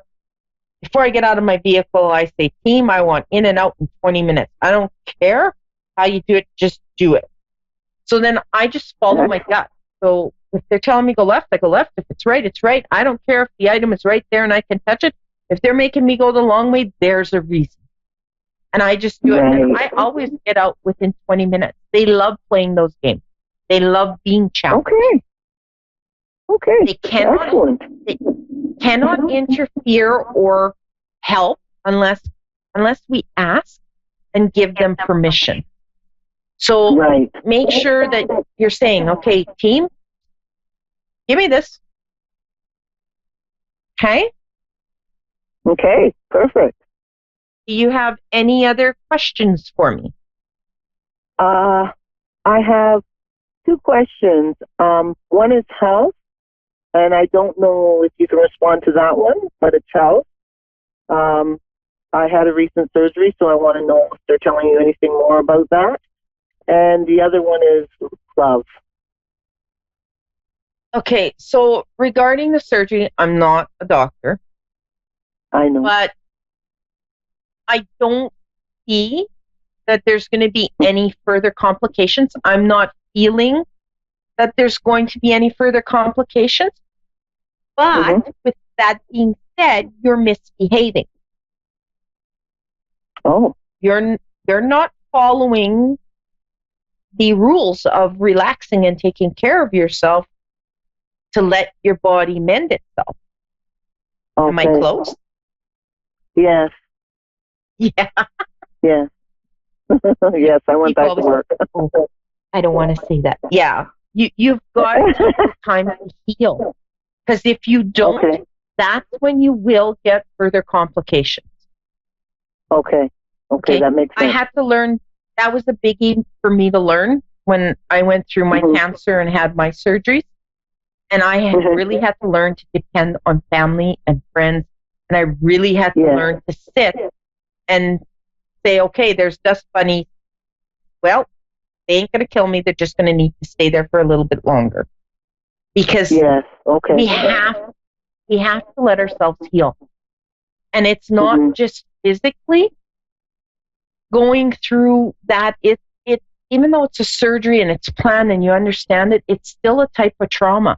So not only physically, but mentally, we have to get back to a healthy state.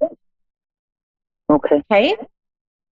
That now, makes sense. Yes. Question on love. Yes. Why do you think you don't deserve it? Oh, I didn't know I thought that. Yeah. You may not think it while you're talking, but subconsciously, you have a blocker. Subconsciously, you think it's not there for you. You think you're not the one that's going to get it. So that makes me ask, why do you think you don't deserve it? Right. Okay? So if you want love, you tell the team who you want. Like if you want a 6 foot strap and thin, tight butt man, well, you tell the team that's what you want, and they're going to go out and they're going to find it for you, and they'll make sure you're going to connect. But if you're wishy-washy on it and say, I want love, yeah, but subconsciously you're thinking, no, there's nobody out there for me. Yeah. And a lot of people use excuses. I'm too old, or I'm not pretty enough, or they just keep going on and making lists and lists. You have to break those barriers and get rid of them. Okay. And he's right there. And he is tall and strapping. Nice. Yay. Yeah, it's like a quarter will bounce off that bottom end when he's wearing his jeans. Okay? Okay, nice. Yeah, thank you. Well, you're welcome. I'm blushing. And it's always nice to hear from Canadian people. All right? Thank you very, very much. Thank you. You're welcome. So if you don't have any other questions. Oh, can you tell me anything about my work? Your work? Yes. I went back to work, and I'm on contract, so I want to know if you're going to re-sign me. That's going to be all up to you. That's your choice. Okay. Part of me tells me you don't want it, you want to change, and the other part of me tells you want it for the financial security. So you've got to decide what it is you want. Okay, perfect. Okay? Thank you very much. Great rest of the week and weekend. And follow me on Facebook, girl. I'll help you wherever I can. I will. Thank you very much for taking my call. Okay. Thanks. Bye. All right. Let's go to Karen in Hayward, California. Hello. Hi. How are you? I'm okay. How about you? I'm doing great. It's a great day. Good. So your card is the higher learning card. Okay. So that tells me that, well, they're giving me a little information here. You've had a hard life, girl. You've had a lot of lessons in life. Yeah. So you've got a lot of experience in the world of life. Like you got a lot of knowledge. Like people will go to university and come out book smart, but they're not very street smart. You've had a lot of hard knocks, so you got a lot of street knowledge, which is very good in your aspect. Okay, but you need to now start going more on your inner journey, your spiritual journey of connecting with your guides, connecting with your higher self. You need to start finding out who and what you want to be when you grow up. But I'll give you a little secret. You never grow up. But it's okay to change. Yeah. So it's just a matter of you working a little more on that and getting a little more clarification. You have a lot of knowledge you can pass on to the world. Have you thought of writing a book? No. Maybe you should, because they're showing me, like, they're opening a book for me. So it's like you've got a lot of knowledge that you can be passing on. So you should truly look at start writing a book. That's interesting. Putting your knowledge and your experience on paper. Okay. I do. I journal a lot, so maybe I could start a book that way. Go. Your book is already in your journal. Okay. Great. Do you have any particular questions you'd like me to answer? Yeah, I have one. It's a relationship one. I've been with this man for like 5.5 years, and it's like he keeps like, I don't know, venturing off, I guess it would be, and like right now we're not even speaking to each other, and I'm just wanting to walk away, but I just don't have it in me to actually do it. And do you see me walking away, or do you see me staying, or? No, you should keep those running shoes on and keep on going. Okay. Okay? That's how I feel. It's the nerve to get up and actually do it, you know? Yeah, that's the hardest part. But deep down, you already know that you guys have gone your separate ways. So you know you're not getting what you need or want out of the relationship. And I personally do not think he's in a place to give you what you need, or if that makes sense. Yeah, it's all about him. It's his world, you know. Or he thinks that at least. So, girl, sometimes you've got to close the door to open the window for the new man to come flying in. I know. I've read that throughout different tarot readings that I do, and that's what it keeps telling me. Yeah, like you're a social butterfly, girl. You're beautiful. Your soul is beautiful. Your energy is beautiful. Your heart's beautiful. The men will drop at your feet if you give them the opportunity to do so. Mm-hmm. Does that make sense? Okay. Yeah, it does. And you're not going to find them in your kitchen. They're not going to come knocking on your door. Find them in the kitchen. But once you do find them, you are going to find the way to their heart through your cooking, because they're telling me you are an awesome cook. You have a few killer recipes there that my mouth is watering. They're telling me you're that good of a cook. So you need to start developing who you are and where you want to go. And don't worry about the finance. Okay? That's all going to work itself out. Now, are you thinking of moving as well? Yes, I am. Okay. They're bringing that up to me. Are you going to downsize? Yes. Mm-hmm. Yes, that would be the correct move to do. Okay.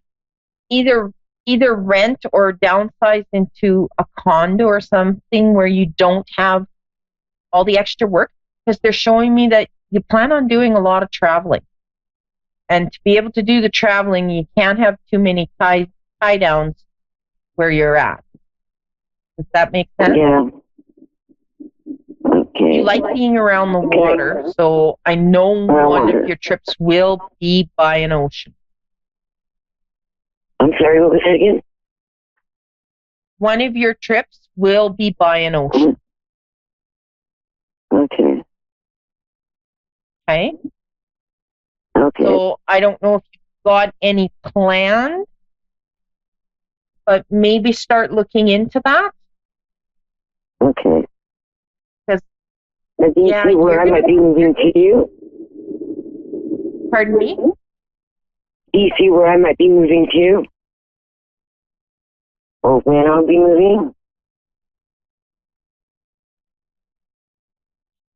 Well, I'm seeing more like a condo. So whether it's a condo or whether it's an apartment, but it's going to be like, they're making me feel like you're in a 4-bedroom and you're going to be going to a 2-bedroom. I'm in a 2-bedroom. I have to downsize to 1. Pardon me? I said I'm in a 2-bedroom now. I have to downsize to 1 bedroom. Right? Yeah? I'm sorry. It seems like we're getting static between us. Yeah. I'm just trying to get a little more information here. Okay, so the downsize, Yeah, it's either going to be into a condo or an apartment. They're bringing that up to me repeatedly. So I don't think that you're going to be going into a house. I'm feeling that this is going to be more towards the end of spring, the beginning of summer, that this is all going to take place, because they don't want you to rush into moving into anywhere, because the right place is going to be there for you. And once you move into it, it's going to work for everything that you want to do in your life. So it's like you won't have to move again for like 20, 30 years. Well, that would be great. So just don't rush on it. Tell the team what it is you want in your place, like dishwasher, washing machine, dryer. Give them a list of what your ideal one-bedroom place would look like. Okay. Does it have a balcony looking at the water? Does it, like, what does it look like? Play the what if game. Dream what it would look like. And it doesn't matter how outrageous it sounds to you, put it down. Okay. That sounds good. So you can manifest. Yes, this way you can manifest what you want. And do the same thing for your perfect man. Okay. Tell them what you want. They can't bring us anything that we don't know what we want. So you have to let them know what you're looking for so they can bring you what you're asking for. Now,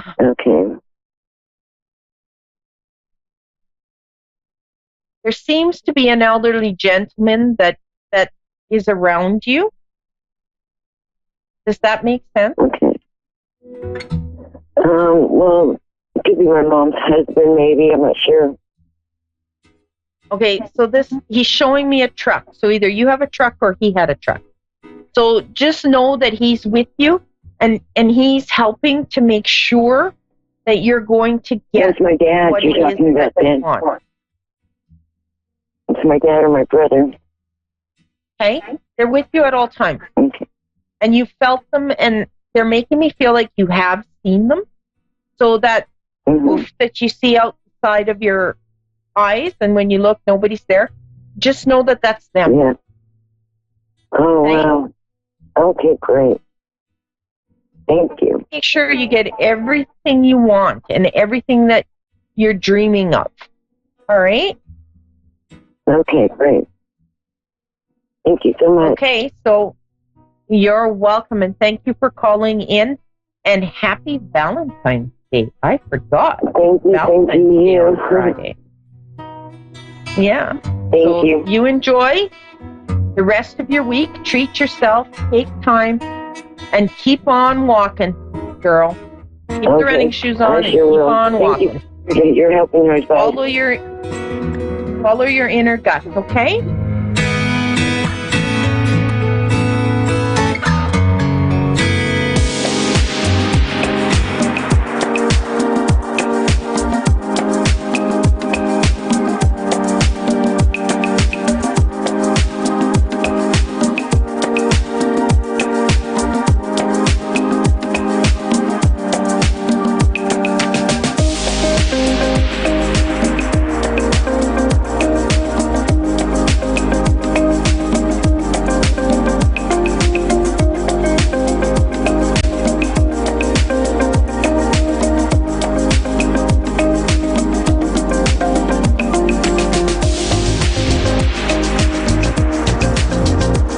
Listening to A1R Psychic Radio, Earth's #1 psychic radio network, and watching Moonstruck TV, Enlightening Television.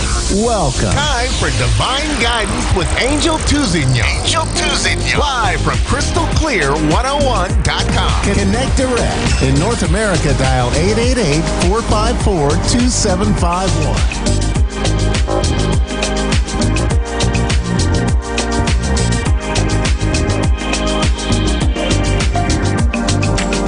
You're listening to A1R Psychic Radio, Earth's #1 psychic radio network, and watching Moonstruck TV, enlightening television. Welcome. Time for Persian Medium I Am Power with Fia Johan. Fia Johan. Live from PersianMedium.com. Connect direct. In North America, dial 888-454-2751. In London, 20-3519-2158. In Sydney, dial 02-8488-3147. Or online, contact us through our Facebook page, facebook.com/psychic radio. Or one of our websites, askoneradio.com or moonstruck.tv. This is Persian Medium I Am Power on A1R, the Ask One Radio Network.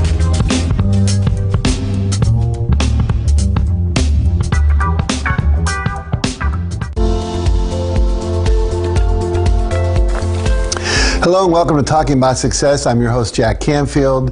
You may know me as the #1 success coach in America, co-author of the Chicken Soup for the Soul series, and also the Success Principles, how to get from where you are to where you want to be. And this show is a lot about helping you get from where you are now to where you want to be. And we're going to help you do that today. I have a fabulous guest today with me, Fia Johansson. She is an amazing being who is going to share, I think, some powerful information that will transform your life with us today. She is a entrepreneur's coach, a coach for entrepreneurs, and also a keynote speaker. And those terms don't even begin to talk about the depth of who you are. So we'll unpack that a little bit. But welcome to the show. Thank you for having me. Thank you for joining me. I really appreciate it. So tell us a bit about that. You know, you're a coach, you're a speaker. Tell us about yourself, some background perhaps, and a little about your work. Just get started. After I got Master of Psychology, I asked myself, now what? Okay, you got Master of Psychology, you're in your practice 8 hours a day, and you're just listening to people who came in and just crying, feel anxious, not happy, not feeling okay, and always connected to themselves about their past, not looking forward for the future. Then how you can change this? Well, nobody teach us in high school and university what means conscious and subconscious. But I learned, and I felt, okay, you do have a Master of Psychology. You did a lot of businesses at the age of 22. So you know how to be or help all the entrepreneurs out there. And most of those amazing problems, they come from finance. Well, how can you help them to achieve faster? And instead, they're walking into your office and talk about, I can't do it, I'm not happy. They just focus on something that they can do it, and they will, and they are going to. And from there, I named myself Subconscious Mind Surgeon. Subconscious Mind Surgeon. How to hijack someone's subconscious mind, how to make him and her happier and healthier and wealthier about herself or himself, and how to make them to become successful. Just to know the secret between conscious and subconscious.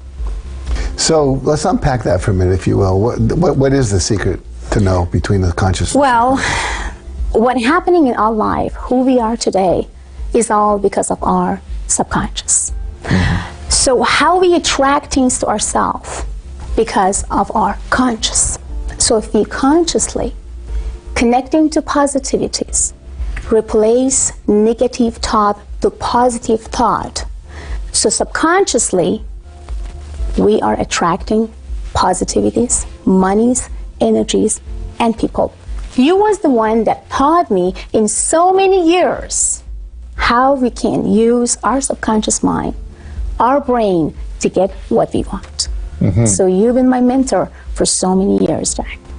Well, I'm glad to hear that, and I'm glad to have been your mentor. I think in many ways you've gone beyond me and some of your understandings of this work and your ability to assist people with that, but thank you for the compliment. Absolutely. I read all your books, and I was amazed by each of them.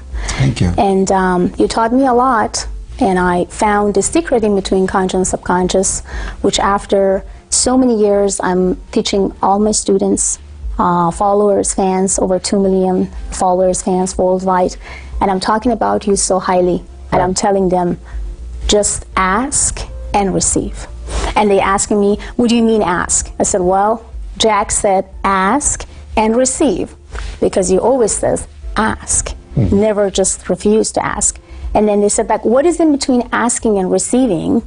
And what is in between asking and subconscious mind? I said, well, you're asking. That means consciously you put yourself through on fear or no problem in whatsoever you can think in your business or in your private life.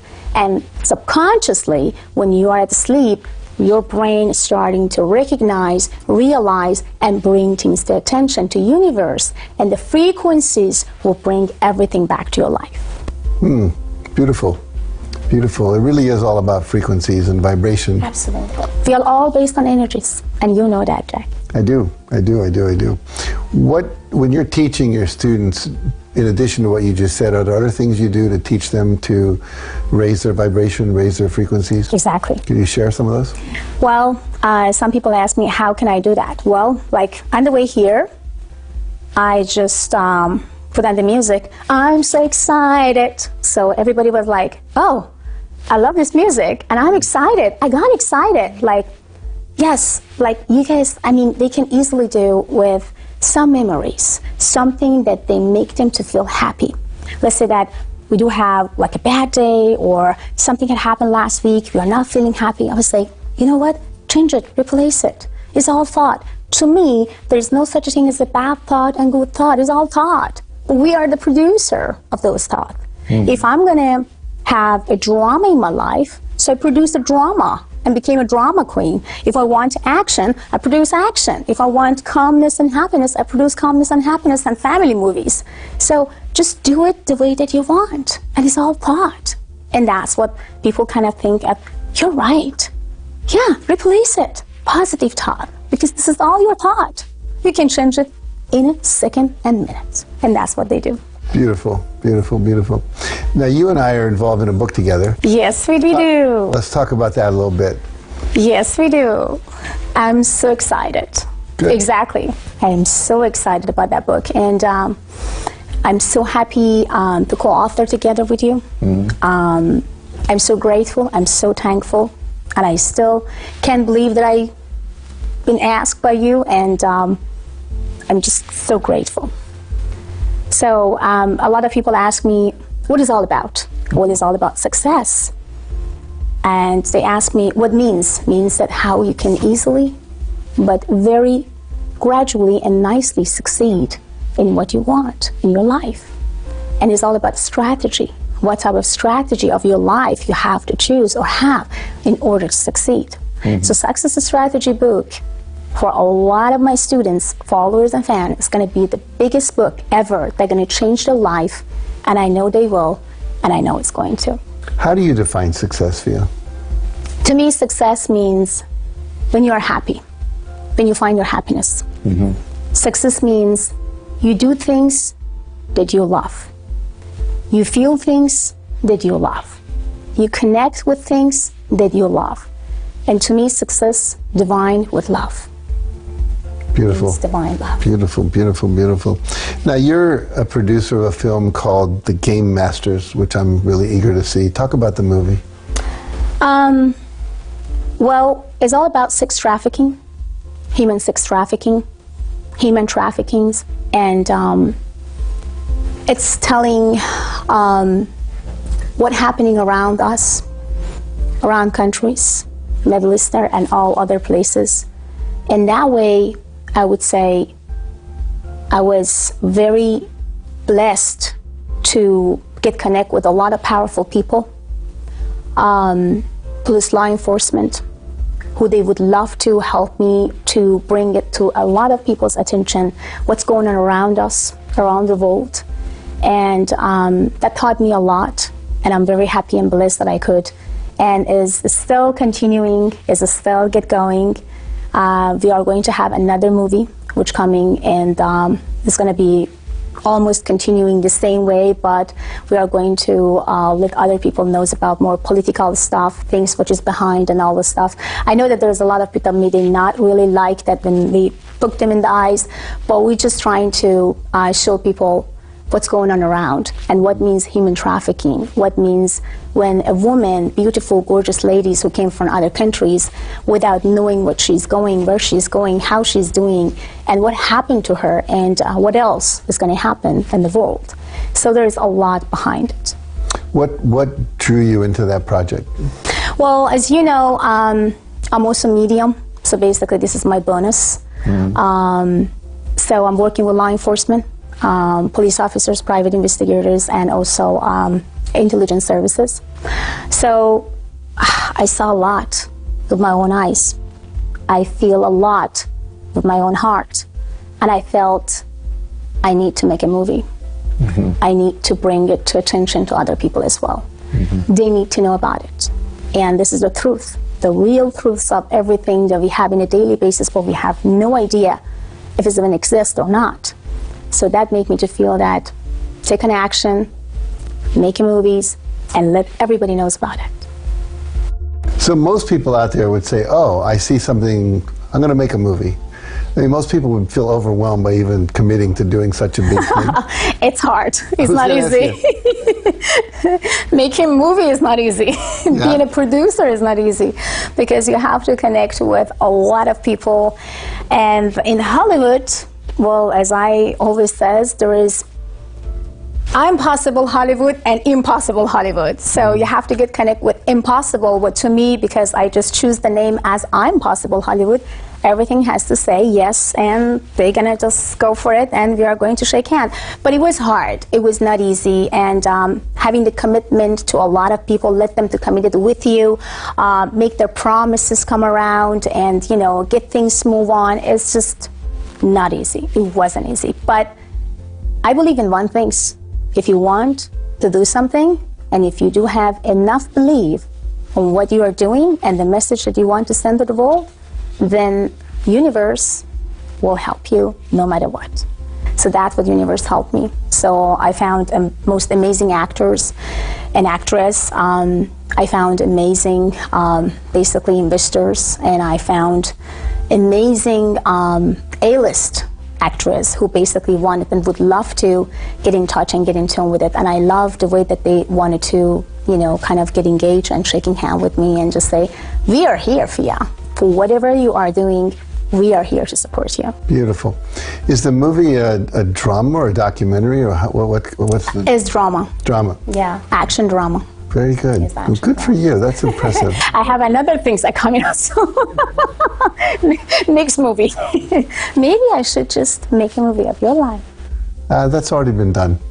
Well, we can do another version. Okay. You just said that you birthed again about 2 days ago. I went through a very transformative experience just a week ago, and I feel very different. So maybe we'll make a movie about that. Definitely. For sure. I'm just wondering who you'll cast as me. That'll be interesting. It's going to be, I'm so sure. I'm also working with a lot of charities, and I open my own charities because I believe through knowledge, people can understand themselves better. They can fool each other. They can hate each other. So basically, through knowledge, you can really find through yourself and build yourself up.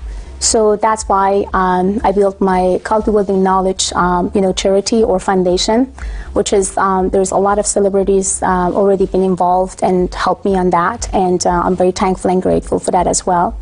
And also, I'm co-authoring book with Jiu-Jitsu master in United States. He was the one who basically brought Jiu-Jitsu to United States, or his family basically found the Jiu-Jitsu. And I have to take you there because you need to definitely train with Riga Machado. So he's trained all celebrities, A-list celebrities in Beverly Hills, and you name it, he's trained. Wow, that's great. And he's an awesome guy, like humble, like nice teddy bear, so kind in so many ways, and I know you're gonna love him. I look forward to that. That's exciting. So yeah, would love to co-author with him and just tell about his success stories, because it's amazed me. I mean, I cried when he started to tell about himself and telling what he did. I almost cried. I was like, wow, couldn't even believe that you went through all those things, and then wow, this amazing success that you have, and all celebrities, one after each other, just like walking to his academy. It was like, wow, I'm amazed by you, man. What type of power you have? Tell me about your secret. And he always says, well, you know my secret, Fia? Subconscious mind, huh? He's funny. That's beautiful, yeah. Beautiful, beautiful. There are so many stories that need to be told. So many people walking the planet who have these inspirational lives, and the people need more of that. I think we need a few less Transformer movies and a few more stories like that to really talk about true transformation. Exactly. Exactly. Exactly. Exactly. Coming. Yeah, good for you. It's coming. It's coming. So, is there if you had like one main message for everyone out there, like, what would you say to them? What do you want to impart to people? Well, there's two messages out there, basically. One of my most important message to you guys who basically wants to open new businesses, became an entrepreneur and not knowing what to do.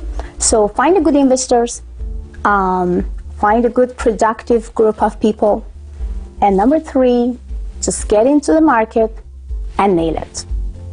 And my second message, you already have a company and you are already successful, but you're tired and you don't know where to go and what to do because you just feel bored and you want to make more money, but not more money coming. Well, my advice is hire the coach and mentor, me and Jack.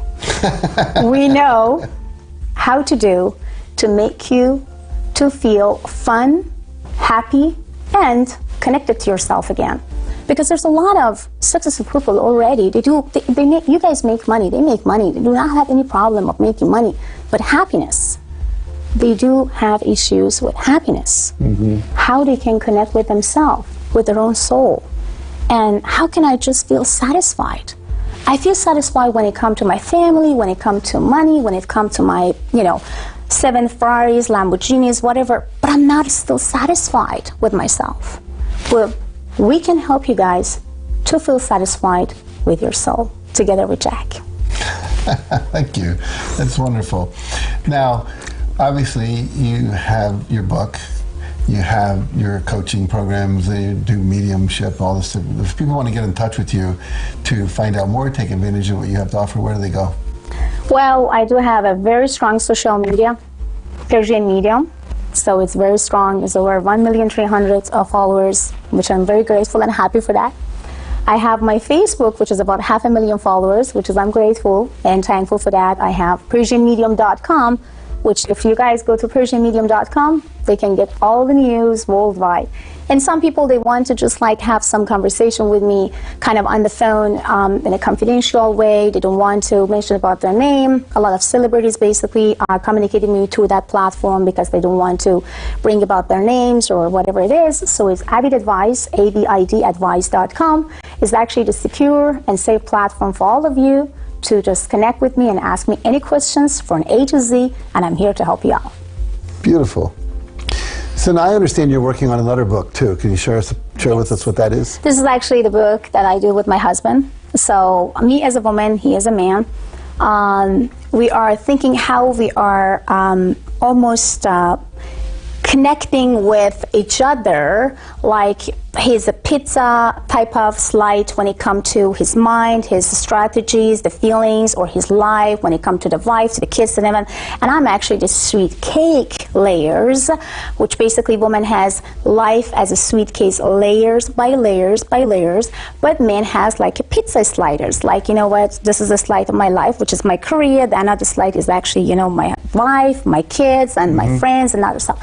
So, but through that book, we are going to share why a lot of men and women, after 5 years, after 6 years, they feel bored and they can't handle each other anymore, and there is no sweet love anymore in between them. And why men and women, after 6 and maybe 10 years, not understanding each other's or each other's language, and the sex life is not actually working. What's going on? The same chemistry was about 10 years ago is not even working anymore. So how you can hit this up with knowing how this pizza slide and the sweet cake layers work together. That's beautiful. That's so good, because the statistic is that 50% of all marriages end in divorce. So there's something in there about gluten-free. We won't go there, but we'll get... I love that. We'll Actually, that's fantastic. I love it. But I think it's going to be such a contribution to so many people. So I'm really happy you're doing that. Oh, thank you. What's your husband's name? Let's give him a... Rick. Rick. Yeah, right, Mr. Rick. So Rick is an amazing entrepreneur. Fantastic dad, and amazing husband, and I mean it. I'm a busy woman, 24 hours and 7 days, working with a million projects, but he is also doing the same things, but he's always there for our kids. We have 3 boys, 1 and 2.5, 5.5, and 7.5, as I remember. So, and they love him so much, and I'm so happy and lucky to have him as a husband, because without him, I wouldn't really become a successful person today. Because when you have everything cozy and happy at home, kids is happy and they're connected to themselves, then make you to feel powerful to continue, encourage you to try to bring, money, love, passion, whatever they want in their life. But if he wasn't there, I wouldn't even do any of those, because my mind couldn't even actually settle in one thing, focus on one thing, and I couldn't be a multitasker. Beautiful. Well, good for him and good for you. Thank you I'm so so happy. much. I'm looking forward to the book. Absolutely, me too. Let's see if women gonna hate him or love him, or if men gonna love me or hate me. I don't know. Let's say we figure it out later on. I'm sure we will. Great. So let me ask you a question. Okay, go ahead. Why you choose me to co-author with me? I think you're an amazing being. You're one of the most fascinating people I've ever met. And I think you have deep, deep wisdom to impart with the world.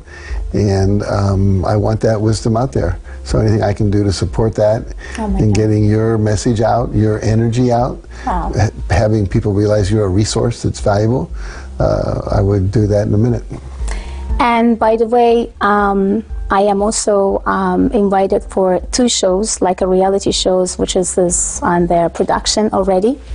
Hopefully coming next year, and I would love to have you in one of my shows. I would love to. I can't wait. My pleasure. I can't wait. I can't wait either. It's exciting. It's super exciting. Well, I just see you at the top of a cliff, just diving off into the space and doing amazing things. Yeah, exactly. Well, always my husband says, when someone says no to you, you get more challenge. I says, of course. Then never say no to me. I was that's exactly what I say no to you, because I know exactly how to challenge you. So no to me is all challenge, and challenge to me is happiness, love, and prosperity. And I think challenge means that change the directions, feel happy again, and find your niche. Just every each of us has some talent, but not every each of us knows exactly how to use this talent. And just tap into the abilities that you have, that I always tell you guys. And I read all your books, and that's exactly what you says all the time. Find the real purpose of your life, and when you find the real purpose, then you know how to live. And that's exactly what I did. I found my purpose. My purpose is all about helping others, as you do. Very true. Very true. Very true. Yeah. My purpose has always been inspiring and empowering people to live their highest vision. Exactly. The highest power, the divine energies, the divine love. And everything actually is possible with divine love. Everything. Everything. I think we'll end with that.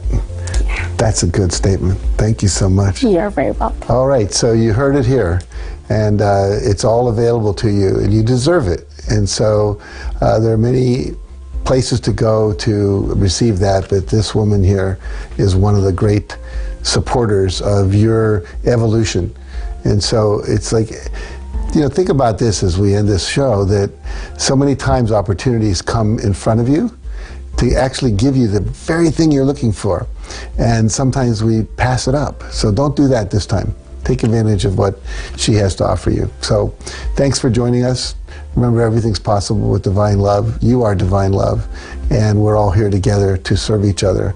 And so I hope tonight or today, whenever you're watching this, that you've been served by us. So thank you for joining us, and we'll see you next week on Talking About Success.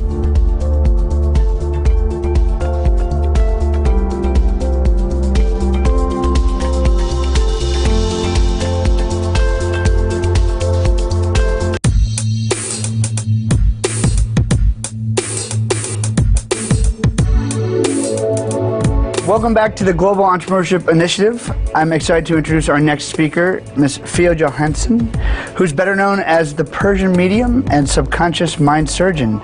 She's a multi-talented motivational speaker, clinical hypnotherapist, and celebrity psychic medium. An author who works closely with law enforcement to help locate missing people and solve difficult criminal cases with detectives and as well as private investigators. Throughout her career, she's helped thousands of people identify personal roadblocks to help them truly believe in their own path to success, whatever that dream may be.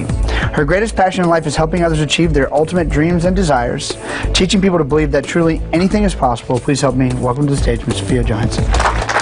Welcome back. Did you know that police departments across the country and even the CIA sometimes turn to psychics to help them solve cases? Victims' families looking for answers also turn to mediums for closure. Fiona Johansson is an author as well as a licensed psychologist and hypnotist. Welcome back. Our next guest is a celebrity medium, a clinical hypnotherapist, a holistic healer, and holds a master's in psychology. Fia Johansson is known as the Persian medium, and she's even worked with intelligence agencies and law enforcement to find answers in cases. She also wants all of us to discover our best selves. Fia, good morning. Hey everybody, welcome back. I'm Jack Canfield, your host for Hollywood Live. My next guest, Fia Johansson, is an amazing person. She is speaks 5 languages, which I find very impressive. She's emigrated to several countries, has a psychology degree from the University of Stockholm in Sweden. She is a hypnotherapist, clinical hypnotherapist and healer, and God knows probably other things I don't even know about. Hi, welcome back to Times Square Today. I am your host, Greg Roulette, and I am very excited for our next guest because she is known as the Persian medium, the subconscious mind surgeon. She's a motivational speaker, clinical hypnotherapist, and celebrity psychic medium. This is going to be a fascinating conversation with my good friend, Fia Johansson. For centuries, it's believed that mediums have been able to mediate communication between spirits of the dead and living human beings. People usually recruit mediums to help them get in contact with family members or friends who have passed on. But celebrity psychic Fiona Johansson is also using her abilities to help law enforcement solve cold cases and help exonerate and free innocent inmates. And Fiona is joining us now. Fiona, welcome to the show. Thank you for having me. How are you doing today?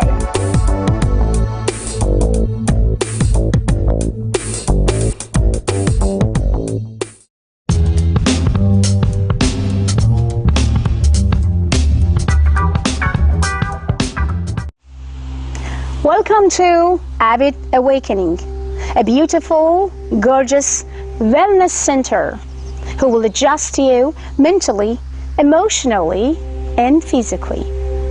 Also, it will help you to manifest your finance, anything and everything you desire for. This place is a very beautiful place which is located in Corona Del Mar. So please book your appointment today.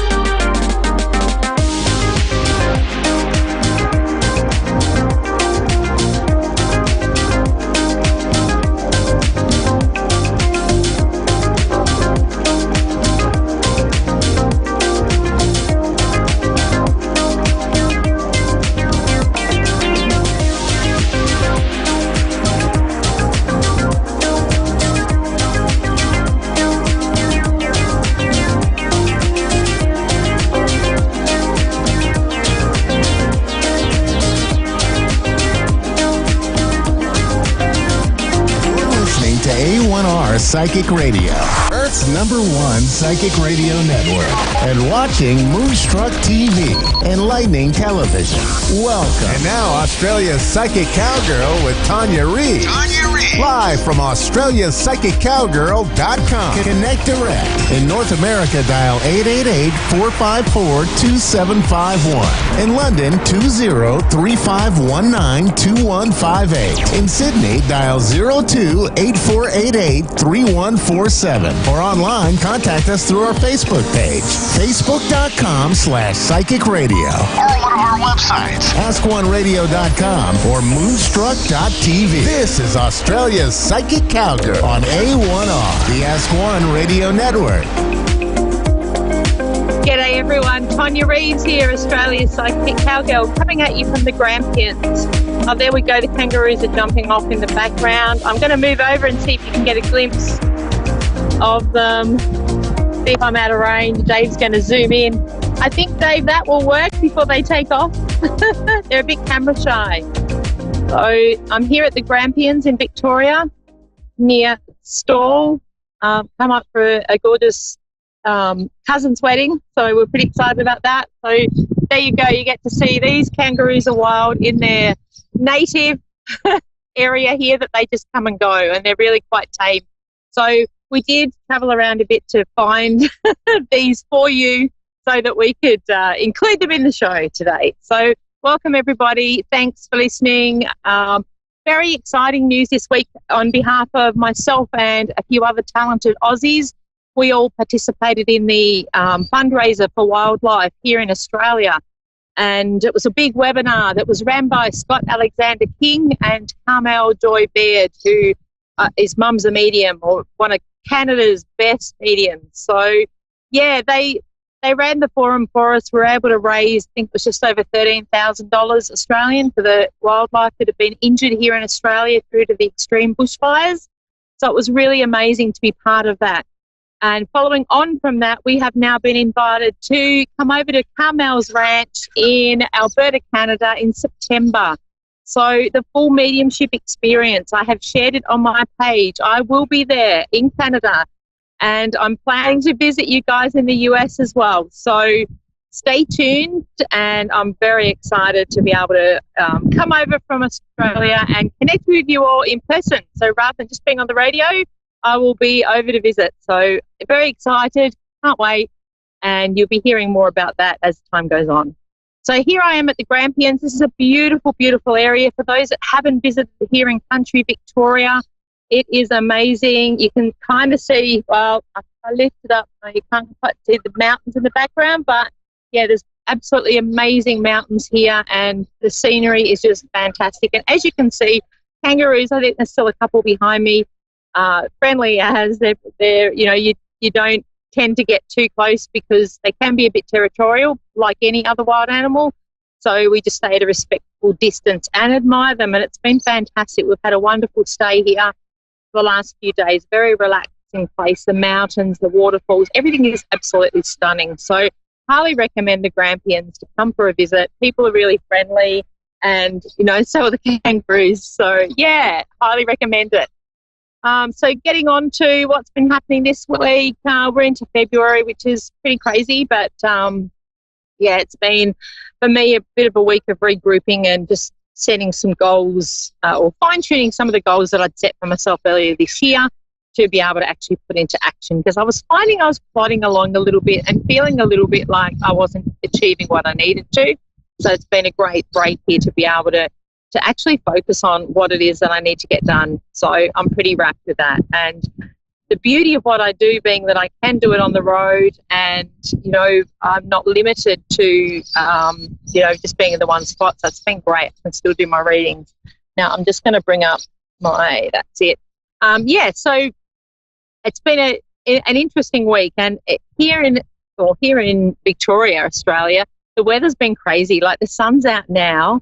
Seriously, it was like there was raindrops dripping just a minute ago, and I was thinking, this is going to be interesting. We might be doing this in the rain. It's the first time for everything. So, so that was interesting. But it's almost like, I want to say, and I have connected with a few people over the last, week and a bit, that there's been a little bit of an air of uncertainty, or people feeling a little bit like their plans aren't coming into motion quick enough, or feeling like they're being held back. And I've just found the energy is relative at the moment. So if you're finding that, if you're feeling a little bit frustrated, don't feel on your own. It's just currently we're being sort of, again, I think I said this a few weeks ago, it's just the energy of holding you back to really get in the now is what I find. And also to really have a rethink on what it is you want to bring to your big picture, or what it is that you want to you might be your goals and things that you want to do this year. Just take a step back, be an allowance, know that all that is meant to be for you will be, so that will come together. But I just want to say that, hold the faith, okay? Because we're having a few little tests around us at the moment. So, yeah, that's pretty cool. All right, I've got my first caller, Valerie from... Hi. Now I'm going to pronounce this. Medio Camino, is that right, in Mexico? Yes. Yes. Yeah. Oh, cool. Awesome. I haven't had somebody from Mexico for a while, so thank you for calling in. Great. Okay, so Valerie, did you have something you wanted me to focus on with our reading today? Yeah. I've had a series of bad luck. Yep.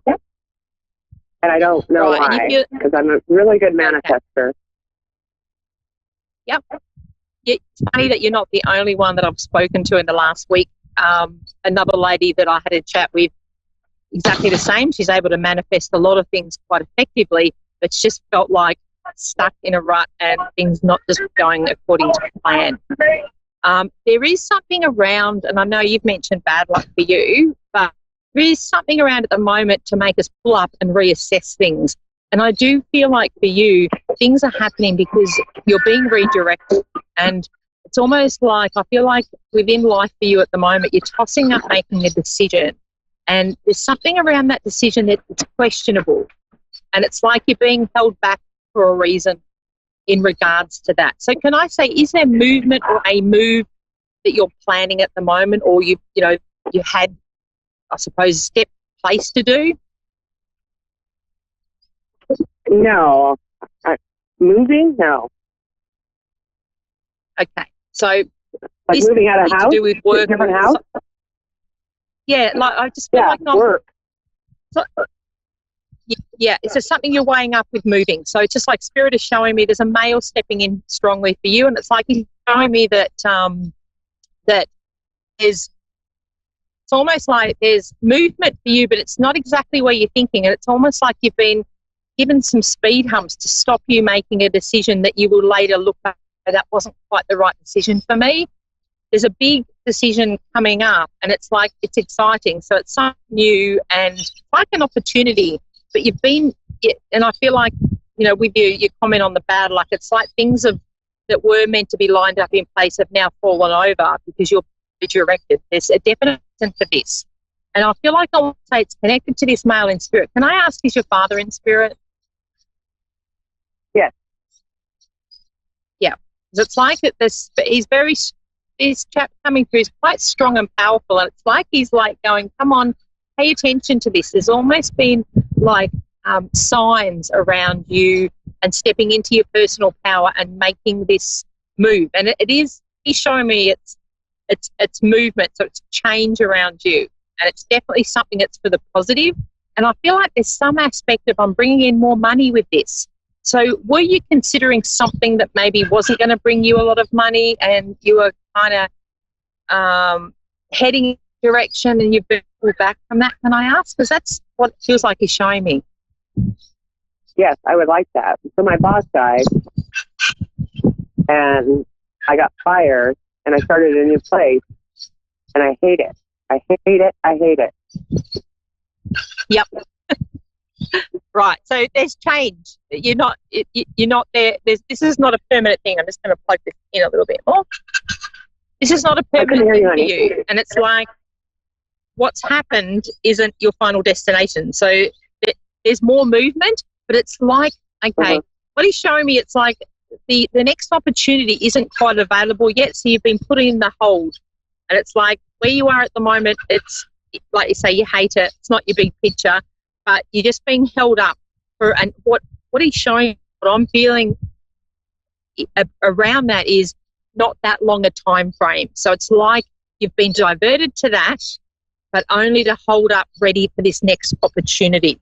I do want you to be open and still actively looking for things, so don't feel like there's been a lid put on things. It's like he's showing me there's a definite that this opportunity is definitely around you. And I really want to say it's not far away, or I don't know whether you've heard snippets of this. I didn't hear you. What did you say? I don't know whether you've heard snippets of this around the opportunity coming in as far as career for you, because I just feel like it's not far away. And when I get shown that, it's like it's... Sorry, I can't hear you with that very well. A salon, how long do you think it'll be? Yeah. Oh, how long? Okay. Say, oh, there's a how long? Not that far away. I just feel like you're being on hold for a certain purpose, and it's like not feeling. It's interesting. I've got a kangaroo right beside me. It want to go to. It's like he's showing me 4 to 8. So I feel like 4 to 8 weeks. It's something that is going to come out of the blue, and something that you're going to love.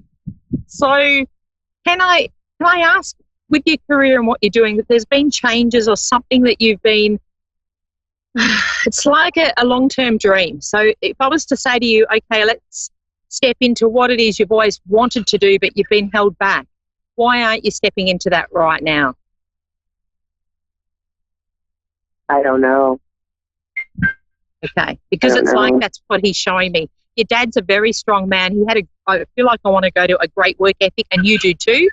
And it's almost like he's showing me pennies from heaven. So don't give up on this run of bad luck. It is only temporary. And it's like you're going to look back at this period and go, you know what? This happened for a reason, because there's a lot of positives coming around this opportunity.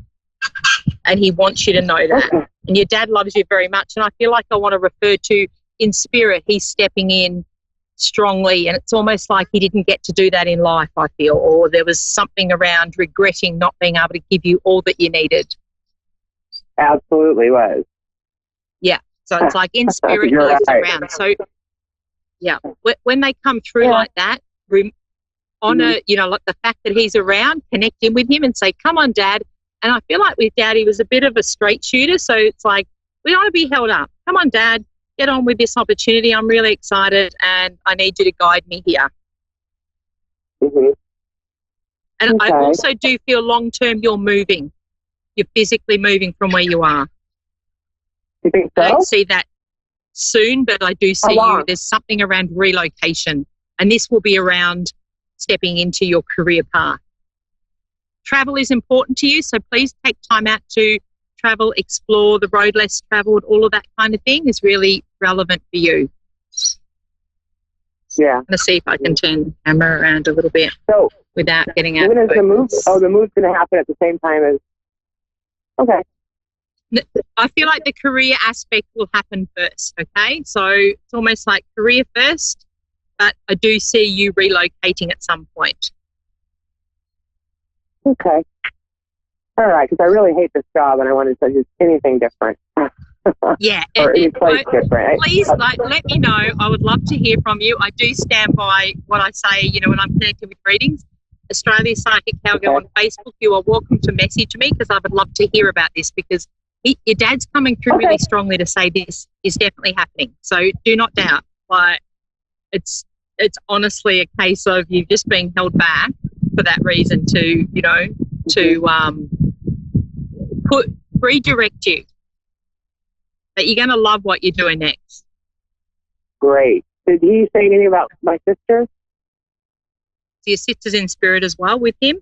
No. No. Okay, no, there's not there. I feel like he's on his own up there. So your sister's still here, yeah? Yes. Yeah. So your sister, okay. Is your sister not far from where you live now? No, I live in Mexico. Okay, where is your sister based? Is she in the United States as well? California. Yeah. Mm-hmm. Okay. So she's going through a little bit of a struggle at the moment. Is there something around her health as well? Can I ask? Yes. Definitely, yes. Okay. I feel like I want to go to, there's a lot of strength coming through for her, and because I feel like she's defied the odds, or there's something around she's gone along this journey better than expected or anticipated, and it's almost like he's showing me she's got that strength to get through this, or to be guided through this on her own terms. He's telling me has to be on her own terms. Okay. Okay, so tell her to follow her gut feeling on that. I feel like also in regards to treatment, I want to look at different options. I'm not just going down the path that I'm led to believe is where I need to be, because I feel like with your sister there's a lot of intuition. You have it as well, and we want to tune into that and go, this is what feels right for me. So tell her not to doubt that. Yeah. I'll tell her. Yeah. So please tell her that. And Dad's around, and like I said, he's coming through in spirit, and he specifically stepped up today to say he's here to make things right. He's here to really be able to do things in spirit that he didn't do here in life. So please know that he is here.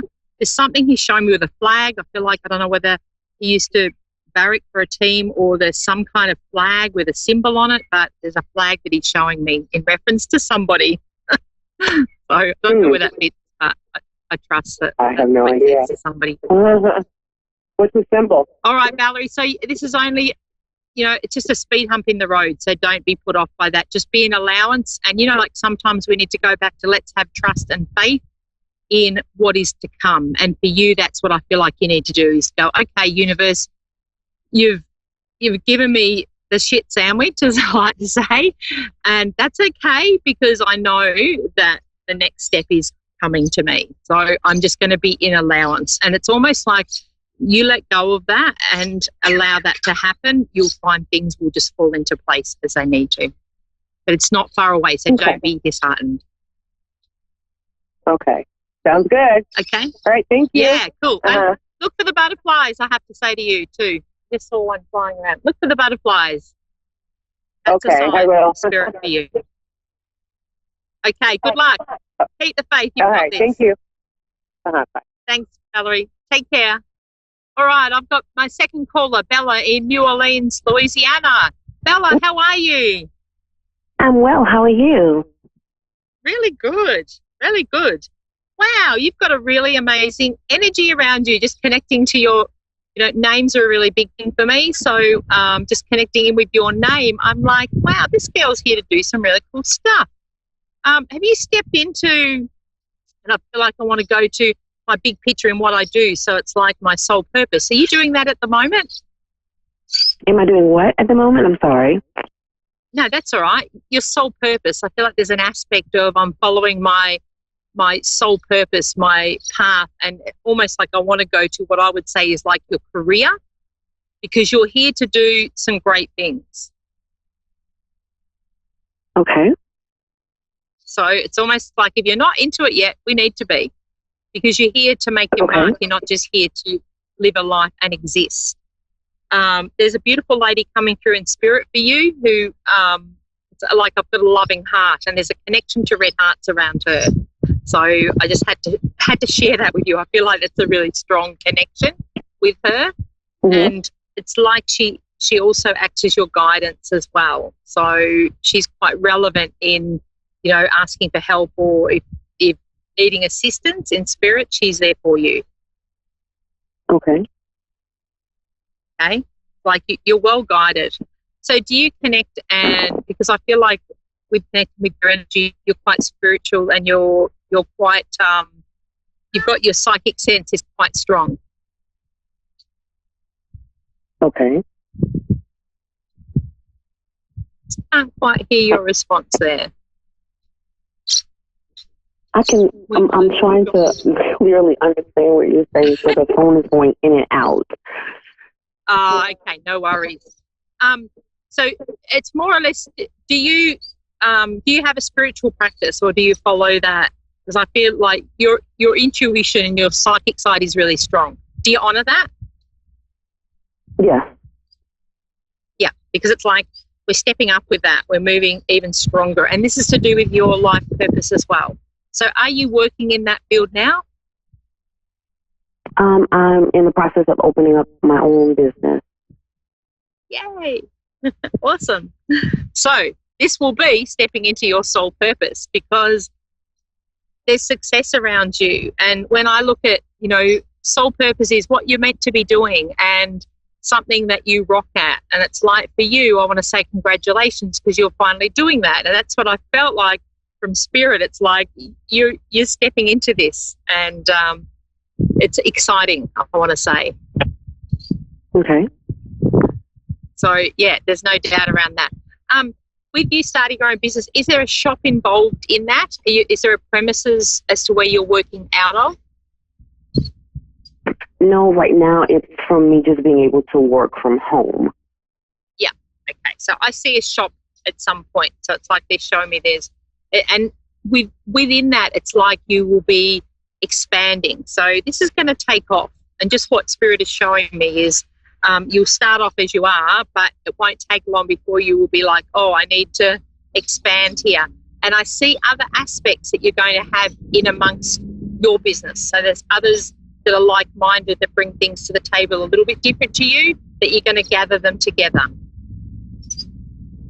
Okay. Okay. And there's a lot with what they're sharing to me about markups and things. So are you retailing products as well with your business? No. I know there's services. Not yet. Taxes. Because I feel like no, not yet. Yeah, okay, because Spirit is showing me there's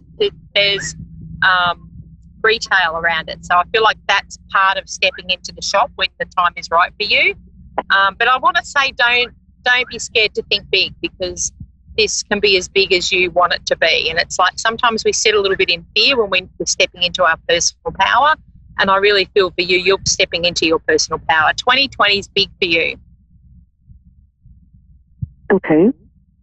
Okay. And I also want to say in that, don't be afraid of losing people or people moving away from you, because this is about you honouring you, who you are, and your own personal power. And some people, you know, sometimes people that are around us struggle with that. And I just want to say to you, don't be put off by if there's some that exit. It's because that's what's needed. And it's almost like it's your time to shine. You will attract people that are the same.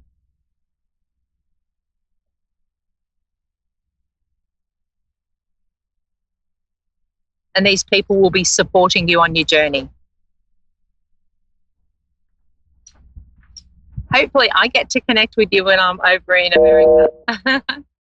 Whoops, I think we've dropped out. Let's see if we can get Bella back up again. Yay. Let's see. If not, I'll just keep going. I'll keep tuning in for Bella. Divinely guided, she looks for the signs. There's a lot of signs around her at the moment. So she's being shown things, whether she realises it or not. And the reason I keep talking is Bella can have a listen to this and get this information, rather than if the line's out, we don't want her to miss out. Back again. Bella, how are you? Hi. Hi. Sorry, that was funny. Yeah, now what was I saying? So, yeah, are you prepared for this big step up, can I ask? Am I prepared for what? You're stepping into your own business and starting things off and honouring who you are. Yes, I am. Good, good. Where do I get 2 children from around? I feel like I'm connecting to 2 children. I have 2 children that live with me and a grandchild. Oh, beautiful. Okay, yeah, because I feel like they're rather sweet and supportive. It's like everyone wants to help you. But again, what I was saying, I don't know whether you got that before that we dropped out, is don't be afraid to let go of the ones that don't support you or don't understand your journey. That you're not here to please other people. But I do see some people stepping out, but there's also people stepping in, and they're like-minded, supportive people. And you're going to inspire others, because I see groups gathering around you. So again, be prepared for that, which is exciting. It's like you have a great story to share. So I feel like this is in relation to your life and situations that you've been through. Others will get inspiration from. They're also showing me this lovely lady. She's so sweet. I'm just trying to work out if she's a grandmother. I feel like she's a mother connection somewhere. So whether she's on your mother's side, but she's a very nurturing lady. She's also showing me you writing a book. So I feel like I need to say start to write things down now. And it's almost like start to do that like sooner rather than later, if that makes sense to you. Mm-hmm. Okay, so don't hesitate with that. Now, is there one other question before I have to wrap you would like to ask me? The person that I'm involved with, is that the person that I'm supposed to continue on this journey with? I know that's kind of like a cliche question, but there's been so many ups and downs, and I'm confused as to whether or not ties need to be cut and just start fresh or just continue to try. I feel like for you, it's like step up or step out, and it's almost like with you starting your own business, your focus is going to be on that. If they don't step up with you, that's the answer. And it's almost like they're kind of like this. So I feel like there's, but a little bit like I said earlier, those that aren't going to support you are going to go. So it's almost like they're not meant to be there. They won't be around. It'll be like there'll be a decision made and they will be left. I do feel for you there's somebody new. That's my thoughts on it. Okay. And not that far away, so don't be put off. If this one doesn't hang around, there'll be somebody else stepping up. And somebody different to you you've had before. So look for the change. But definitely somebody new, I feel. Okay. All right, I'm going to have to wrap up before I get the cut off. So thank you so much for connecting. Bella, don't hesitate, Australia Psychic Cowgirl. You can contact me on Facebook for any further questions. More than happy to help. Thanks, guys. See you same time, different place next week. Cheers. Woohoo!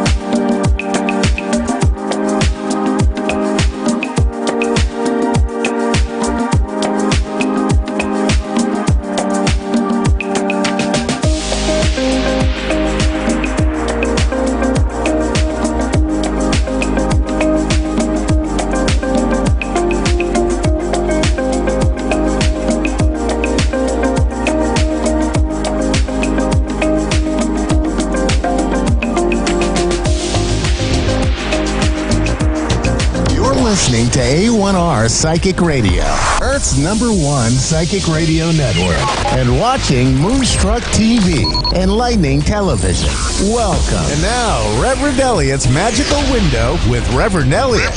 Live from magic-works.com. Connect direct. In North America, dial 888-454-2751. In London, 20-3519-2158. In Sydney, dial 02-8488-3147. Or online, contact us through our Facebook page, facebook.com/psychic radio. Or one of our websites, askoneradio.com or moonstruck.tv. This is Reverend Elliot's Magical Window on A1R, the Ask One Radio Network. Greetings and salutations, fellow seekers of truth, wisdom, and light. This is Reverend Elliot, your friendly neighborhood esoteric practitioner. We get together every Wednesday at 11 Eastern, 10 Central, 9 Mountain, and 8 Pacific to look through the magical window of the tarot. And we are going to do that tonight. We're going to spend an hour looking through the deck of tarot cards to see what's going on in our lives, to see what other people are doing, to see what the future holds. And remember, the future is not written in stone. The future now is not the same as the future 5 minutes from now, because at any point, the things change. 5 minutes from now, you're going to be a different person because you'll have more information than you had 5 minutes before. So the future is all different. Now, of course, that's not a cop-out for every time a tarot reader gets it wrong. We do get things wrong sometimes because this may come as a shock, but we're only human. We're just humans who are trained in a certain art, and that is the art of interpreting tarot cards. But the fact remains that if you see something that you don't like in a tarot card reading coming up in your future, you can do something about it. Let's take something like, it says that there's going to be financial trouble in your future. There are a lot of things you can do about that. You could start saving money. You could start preparing for it that way. You can start looking for a better paying job. You can do all kinds of things. And then we take another look at a reading a few months later, and maybe we avoided that. Or you don't mind, say, hey, I've had financial ups and downs before in my life. There's no big deal, but you're prepared for it because you see the cards said it's coming. And the cards are quite accurate. It really astounds people, including me. I've been reading these things. I started studying them in 1982. There you go. Around March of 1982. I tell the story in my book, Reverend Elliot's Magical Window, same as the name of this show. I moved into an apartment in a barren, empty neighborhood of Manhattan, which soon became the trendiest neighborhood. I'm not saying that it had anything to do with me moving there, but it did. It was a neighborhood called Tribeca, which you may have heard of. Robert De Niro once had a TV show named Tribeca because he lived there. He bought up a lot of real estate there. So it was a good idea to make it a famous neighborhood. It means the triangle below Canal Street. Canal Street is the famous street in New York, which is like the main street of Chinatown. Oh, God, I love Chinatown. This is a beautiful area. If you get to New York City, you got to see Chinatown in Manhattan. There's a Chinatown in the borough of Queens that is immense. I mean, that is even like being in an Asian city, from what I'm told. I haven't seen it because, like most New Yorkers, I'm quite provincial. Don't let anybody sell you that malarkey about New Yorkers being suave or being sophisticated people. Most of us never even leave our own neighborhood. I mean, when I tell people I go to Chinatown, pick up some herbs, medicinal herbs, things like that, they say, what's it like down there? Is it okay? Is it safe? They still believe these stories from 1922 movies about Tong Wars and all. No, Chinatown is a beautiful little community. And it's right cheek by jowl with Little Italy. So, one time, I'll give you a rough idea of what Chinatown and Little Italy are like. In the late 1970s, I almost had a chance to live in an apartment between Chinatown and Little Italy, except I realized that if I'd done that, within no time, I would weigh about 782 pounds. That's the kind of neighborhood we're talking about. I used to go down to a little hole-in-the-wall restaurant in Chinatown that nobody knew of. It was virtually empty, but they made little snails in a brown jalapeno sauce to die for. And, of course, I don't have to give you a rundown of good Italian food. We all know that. Now, you see, now I'm hungry. That's why I would have weighed 793 pounds. Just thinking about this does it. Now, listen, I want to talk to you for a moment. I want to be very serious because right now there's a lot of, it's another one of the, for like 2 years now, we've been in the middle of the 2020 election, and now finally it's 2020, and we have 9 months more of this to go. Now, I'm not going to speak about this side or that side. I never tell people how to vote. I have no interest in telling people what to think or how to vote. But I do want to tell you that we need to protect ourselves this time of year, because this is the time of year that a lot of highly paid media executives make an awful lot of money trying to scare the bejabbers out of us. This is all about frightening people. For instance, there's this whole thing about the coronavirus, which is scaring people. It only has like a 3% at best fatality rate. And there's only, there's hardly anybody's got it. The biggest danger in the United States is flu. Go to the Centers for Disease Control and look up flu, and you'll see they expect about 36,000 people to die this year. Now, you see, this is the kind of thing I'm talking about. They will, as soon as this virus thing blows over, they're going to start talking about flu, and they're going to scare the bejabbers out of people. This is why when you see network television news, their biggest advertisers are anti-anxiety drugs and antidepressants, because they just made you anxious and depressed. So, that's the market. So I want to tell you, there are ways, there are occult ways, and that is no big magical thing. The esoteric is simply the use of the mind. There are ways to control that kind of anxiety. Now, if you have really serious anxiety problems, by all means, consult a physician, a medical professional. Please do. I know this can be crippling, especially if it's the result of a chemical imbalance, because then you sit there, and I've been there. You sit there, and you have this horrible feeling of dread and anxiety, and you know that there's no reason for it. Now, that's pretty scary. But in most cases, there are ways you can just calm down. Now, there are ways you can cool the temperature. Remember, almost all advertising in America in American media, all advertising is geared towards scaring you in one way or the other. You're not going to be popular. You smell bad. Your friends are going to hate you. You're driving a car that makes you look stupid. You name it. It's all about fear. Now, I've talked about fear a great deal, but I want to talk about what goes hand in glove with fear, which is tension and anxiety. And because we're looking at 9 months more of a nonstop fear festival based around this election. And here's what I want to tell you about. I am somewhat of an urban archaeologist in terms of culture. I'm a cultural archaeologist, let's put it that way. And I came across a record. You remember those big round pieces of plastic? I came across a record from 1955 that is about relaxation. It's a guided meditation. It's way ahead of its time. It's decades ahead of its time. And the doctor, whose name was McNitt, he called it psycholaxation. It was so new he didn't even know what to call it. The term guided meditation didn't even exist yet.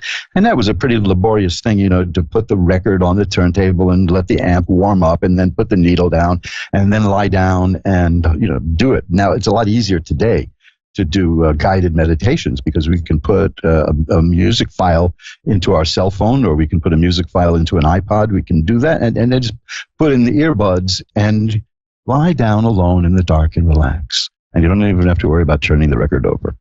Now, I'm mentioning this because this 1955 record is so calming and so soothing and so relaxing that I had to reissue it in a CD. And you can find it at mojoacademy.org. It's there on the homepage. You just scroll down a little bit. Go to mojoacademy.org. And this is not a sales pitch. This is just something I want you to read about psycholaxation, as the doctor called it. It'll, like that, get you to sleep. It's just beautiful. And I highly recommend it. And that's why I'm sharing it with people. You can find that at mojoacademy.org. We always say there's a book there that will change your life. So check out the books too, of course. But there's audio there now. And take a look at it. There's a little thing there, a little box explaining what it does. I also put that up at my Facebook page, which you can find by just going to my website, magic-works.com, magic-works.com, and click on social media. You'll see links to Facebook and Twitter and Psychic Faces, things like that. But I want you to keep in mind, and above everything else, whether you get a hold of this recording or not, there's a group of highly paid professionals who make a very good living scaring people. That's what they do. That's the whole point. That's what they do for a living. And when people are scared, they tune into news more. And the more you tune into news, the higher the ratings go.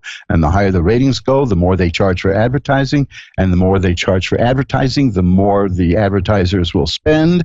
And the more they spend, the higher they raise their prices on their products. So we are actually paying for the privilege of being frightened by people. Now, if I want to pay to be frightened, I'll go see a Nightmare on Elm Street movie, or I'll go to a roller coaster. If you want to pay me if you want me to pay you to be frightened, I'll do that. But this is an industry. This is an industry of fear. I write about fear, by the way, in my book, Reverend Elliot Explains It All, also available at mojoacademy.org. But I'm going to be talking about this for the next 9 months because they're going to ratchet up that fear. And there's nothing to be afraid of. There's nothing happening now in the world that hasn't happened before. Nothing. It's all happened again and again. Now, this is going to sound strange to younger people and I know that because way back I was a younger people. I really was. But there comes a point when you get to be a doddering old fool like me that you've seen it before. How many times have I seen that this country or that one is going to take us over? And what are they going to do with us? I used to ask, what are they going to do with us when they take us over? We can barely manage ourselves. We're such a fiercely independent group of people. What are they going to do to us? So I want you to keep that in mind. Here's my bottom line. If you're frightened of something that you didn't even know about 6 weeks ago, somebody did a number on you. Somebody planted that fear in your head. And one of the ways to combat that, I'm going to be giving many more ways to combat that too. One of the ways to combat that is to relax yourself. Make your body relax. Make your mind relax. Ooh, don't you hate tension? It's like, ooh, tension. You feel like the Hulk, It's just, you're all tight and wound up. But you don't have to be that way. Just you gotta figure out who's scaring you and why. Now, this is something that leads into tarot card readings because there are unscrupulous tarot card readers who will scare people, and I've seen it. I've checked out other readers. Now, I mean, very few of them do this, but I have found people who they'll read your cards and you'll hear shuffle up the cards. Let's see. Let's look at. Oh my goodness, and then they'll say, this can't be right. Oh, this just can't be happening to you. Oh, I don't know what to, and then the next thing you know, they tell you that there's a curse on you. And for about $500-$600, they'll show you how to get rid of the curse. No, please don't trust people like that. What my advice for finding a tarot reader is my advice for finding a newspaper. It's my advice for reading, for looking at TV news. In fact, it's my advice for life about darn near anything, which is for a tarot reader. How do you tell a good tarot reader from a bad tarot reader? I don't mean an inept tarot reader. I mean a bad person, If you get a reading and you feel worse after the reading than you felt before the reading, that person is trying to hurt you. The whole point of doing tarot readings is to help people and to bring clarity to a situation and to show you what you can do about it. How you can take things that you don't like and fix them, how you can take things that you do like and make them stronger and enhance them. It's all about positive energy. And, that's one of the reasons that I've been on Ask One Radio for so many years. That's what they're all about. The folks at Ask One Radio are about positive energy. I've told this many times in the past, but for people who haven't heard me before, Where you been? Well, welcome. I have a big welcome mat for you. The people find out that I'm an occult practitioner, an esoteric magic worker, a thaumaturge, lots of interesting names for what I do. You should hear some of the names people call me for what I do. People say to me, I'm having trouble with the guy at the office. Would you show me how to do a ritual that'll kill him? No. How about this, I say. How about we do a ritual so that the fellow at the office who's making your life miserable, I say, get this, you're going to like this, right?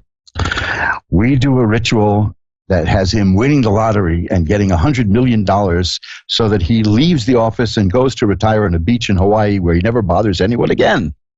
And they say, well, I don't want to do that. I want to kill him. Well, what do you care if he's rich and a hermit? He's out of your hair, You don't want to kill people with magic. Now, that said, doesn't mean you can't do it. I mean, let's face it. I don't rule anything out, but generally, I think that murder shouldn't be your go-to option. And if it bothers you that the person who's annoying you, we're going to make that person rich so that they don't have to even be around you. Well, hey, what are you going to do? But that also leads into the other thing where people say, well, can you give me the numbers for the lottery? I said, yeah, sure, I'll give you some numbers for the lottery. It doesn't mean anything, though. I mean, the lottery is a man-made thing, and it's capable of being misused. So who knows? Now, I'm going to tantalize you with this. I did do something called the rewarding ticket come to me ritual. I did that once. And yeah, I got some money out of it, but I never collected the money that I got. And if you want to know why, read Reverend Elliott's Magical Window. No, that's the wrong book. Read Reverend Elliott. It's not in that one. It's in Reverend Elliott Explains It All. Check out Reverend Elliott Explains It All, and you'll see what happened, because it's under the heading, did magic get you what you want or what you need? Hey, I could go on and on like this, but I just wanted to get that stuff in about stress. Be very careful this time of year, because there's a lot of people. Look, one of these candidates who famously just jumped into the race has already spent $400 million to run ads to influence how you think and how you feel. That's called brainwashing. So I want you to be aware of the people who are trying to hurt you. And they're not doing it for your good. They're doing it for their own good. And that leads to the stress that I was talking about. I want you to go to mojoacademy.org and look for that psycholaxation disc. And just consider it, because I used it last night. Out like a light. And I had a bad day. I had to deal with the post office all day over a missing package. So if they could ease that tension, believe me, it can ease tension. So let's pull back the curtain on the magical window and do some of our readings. If you don't get through tonight, because I know that I talk a lot, and I know that there are more people who want to get on than can, just drop me an email at asktarot@earthlink.net. ASKTAROT, asktarot@earthlink.net. And I'll pull a few cards for you free of charge, no charge at all. And then we'll see what we can do from there. So do that. I don't want to leave people empty-handed, and I'm so grateful to everything I've gotten from the Ask One Radio audience that I even dedicated my book, Reverend Elliott's Magical Window, to the Ask One Radio audience. That's a dedication to you. You've changed my life. We'll discuss that some other time. Right now, we should be discussing you and not me. So I'm going to ring the bell 3 times to declare sacred space. And now we're going to pull back the curtain on the magical window and read the cards for Elizabeth in Clifton Park, New York. Hi, Elizabeth. You're on with Reverend Elliott. Hello, Reverend Elliott. Hi. Hi, how are you tonight? Fantastic. I just listened to what you were saying, and after listening to the debate on TV, and it was good advice. Yeah, you did. You saw. It's kind of strange just watching people argue for a job, But right. Hey, what can you do? But that's when I'm all for that. I'm all for open discussion. But when they cross the line and try to scare people, this guy's trying to destroy us. This guy is going to ruin everything. Right. That scares people. And then people say, well, you have to vote for the lesser of 2 evils, which of course you don't have to do. But we got to put it all in perspective, and it's an uphill battle. And I'm glad that you know what I'm talking about. Because when I get into this, I get so involved. I wonder if I'm getting my message across or not. So I appreciate your kind words. No, it came loud and clear, and I agree. Thank you. What can we look at for you tonight, Elizabeth? Well, I did get in. Can you pull some cards for me, or card for me, or is it? Yeah, anything you want to see in particular, or just see what the cards show? See what the cards show. Okay, I'm going to shuffle them up. That's one shuffle, and I'll give them one more. Okay, now. Well, that's good. These are very interesting readings. These are really interesting cards. There's a lot of stuff here, and I only have 5 cards here. Have you had some money problems lately? No. Okay, good. Because I mean that's I see that in the flow. I mean, there's a card here that means money problems, but it's immediately followed by a card that means a good flow of money coming in. So. That was confusing to me. So what I've got is the Page of Coins. That's usually a card that shows up when people are looking for new work because it's about a new income stream or they're looking for a new way to make money. So I'm seeing that. I also see the 7 of Rods, which is a card of a person who can sweep away obstacles. And I have the Knight of Cups here, and that's the beginning of something emotionally, romantically, maybe. But these are the pages and the knights are beginnings. So I'm seeing new stuff coming to you this year in terms of money and in terms of emotional well-being. The next card is the Temperance card, which means that there's going to be balance in your life. So these are all good things. It seems to me that these are an array of cards that show that there are new things coming in your life this year in terms of money and emotion. Mm-hmm. Is there anything in particular there about that rings a bell, or do you want to look at something else about it? Well, I was hoping my sister, I don't know if this is appropriate, but anyway, a sister to find a place to live and get on her feet. Can you tell through the cards whether it's going to be successful or? Okay. Yeah, I can do that. Let's see. Of course, these cards, like that I mentioned, that shows that you're a person who can sweep away obstacles and you can bring in balance. That's the Temperance card. That shows me that you're going to be you can be a really big help. You're the kind of person who probably your sister needs at this point. Let's shuffle them up one more time and let's take a look at that situation, because that is a terrible condition to not have a place to live. So let's see what we get. Well, now this is fascinating. This is the very first card I've got is the 10 of Coins, and that indicates a really happy home. And that it also indicates children and grandchildren and grandparents and brothers and sisters and mother and father. See, that shows a family and lineage and heritage. The 3 of Cups is here. That is the completion of a matter in plenty. That means that it's going to work out. She'll probably get what she wants here. Now I have that card again that I had for you, the Temperance card, which means balance is restored. And the next card I have is the 4 of Rods. If you ever look at it, you'll see what I mean. You can look up the 4 of Rods online. If you don't have a deck of cards, it also means a happy home. So 2 of these 4 cards relate to a happy home. One card relates to balance in life, and the other card relates, well, the 3 of Cups, like I said, it's the classic gypsy meaning is the completion of a matter in plenty, but it comes through friends and family, through people you know. So it looks like she's going to be getting the help she needs, and there's definitely a happy home in the future here. Well, that's good. Yeah, and you see that Temperance card was your card before. And I think that you're the balancing influence. You're the influence that's going to help bring balance into her life, which is obviously the life has become unbalanced, right? Yes, yes. So, so you're going to be the balancing. You're going to be the balancing influence. I pulled one more card, and it's the 10 of Cups. Now you had the another 10 just a moment ago. The 10s are perfected happiness in the 10 of Cups. It's like the other one is a perfected happiness in terms of the home. So I think things are going to be very good. I think things are going to work out well. In fact, 10 of Swords is here, and that is the card I would have loved to have gotten, and there it is. The 10 of Swords is a card that means the worst is over. It means life has thrown the worst at you and it's over. Now remember, we're reading your sister's cards now. So I think the worst is over. And that's followed by the Justice card, which is also a card of balance. But on a larger scale, it means she's going to be getting everything that she's deserved.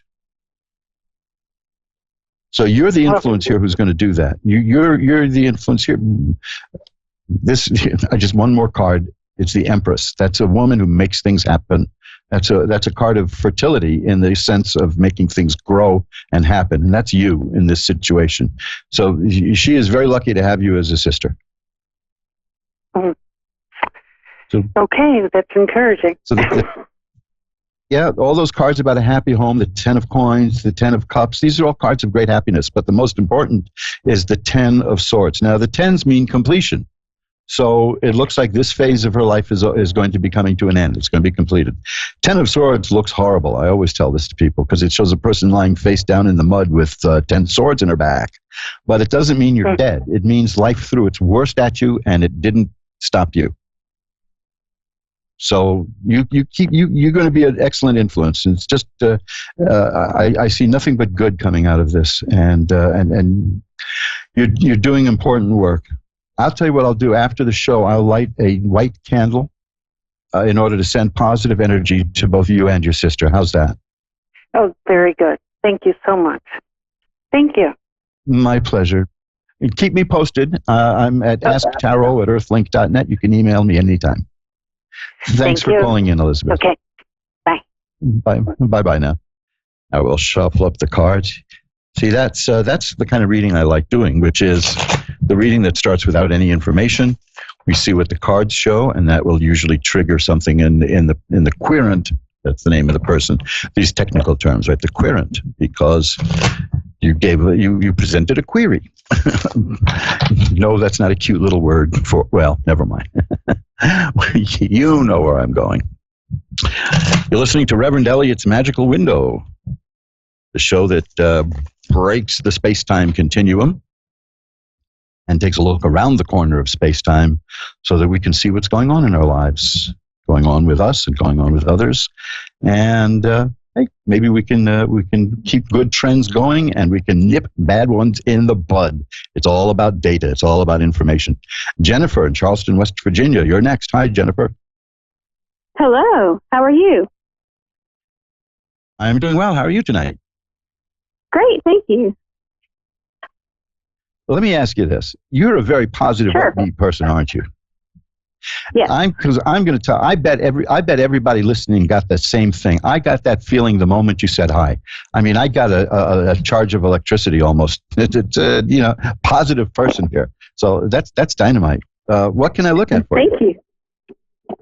Well, my husband and I are going through IVF right now, and we're trying to conceive a baby, and we really need some guidance. Oh, wow. Yeah, I'm telling you, you know why I'm saying that? Because just before you spoke, I cut the cards, and the card I got was the Empress. And this card came up in the previous reading, and the Empress means fertility. Oh, my gosh. So it couldn't be more. It couldn't be more on the nose. There's another card that also refers to having a child, and I wouldn't be surprised at all if that shows up while we do the reading. But the very first card I got was the Empress. Now, the Empress, in a larger way, fertility doesn't necessarily mean children. The woman in the card of the Empress is surrounded by fruit. But it is about fertility on that level also, and the fact that was the card that was there before you even told me what you had in your mind. That's one of those things I tell people. I've been reading cards since. Yeah, I've been reading cards all these years, and it still blows my mind. The next card I have is the Six of Rods. The Six of Rods is a card of great success. So I think that's going to work out for you. I mean, great. I can't imagine what else to look at here. You know that I've got the Empress and the Six of Rods, and to me that's a definite that the IVF is going to work out for you. Oh, that would be great, because I'm in that 2-week wait window where you're just like a nervous wreck. Because the last cycle we had a miscarriage, and then so now we're like, oh gosh, we hope this one works. It's been a lot. Well, the card I got while you were discussing that is the Wheel of Fortune, and the Wheel of Fortune means that the situation is going to change. So the situation that you were in is going to change. So that's another good sign too. The Page of Cups is here. The pages are beginnings, and the cups are about emotion and love. And that tells me that you're going to have something to be filled with love about very soon. You see, this is how the tarot talks in that regard. That's a card that tells me that you're going to have a wonderfully emotionally good time. Now there are cards for bad emotional times, but you're not getting them. You're getting good cards for emotional times. Oh. So all signs here are pointing to yes. That's. Wow. Let me tell you this: when you find out where you stand, okay, because the tarot cards may not necessarily be referring to this particular cycle of IVF. It could be the overall picture. So if it doesn't work out this time around, just send me an email and I'll pull some more cards for you, and we'll take a look at what happens from there. But look, you see, here's like the Ten of Cups. It's perfected happiness. All of these are cards of happiness and joy and fertility.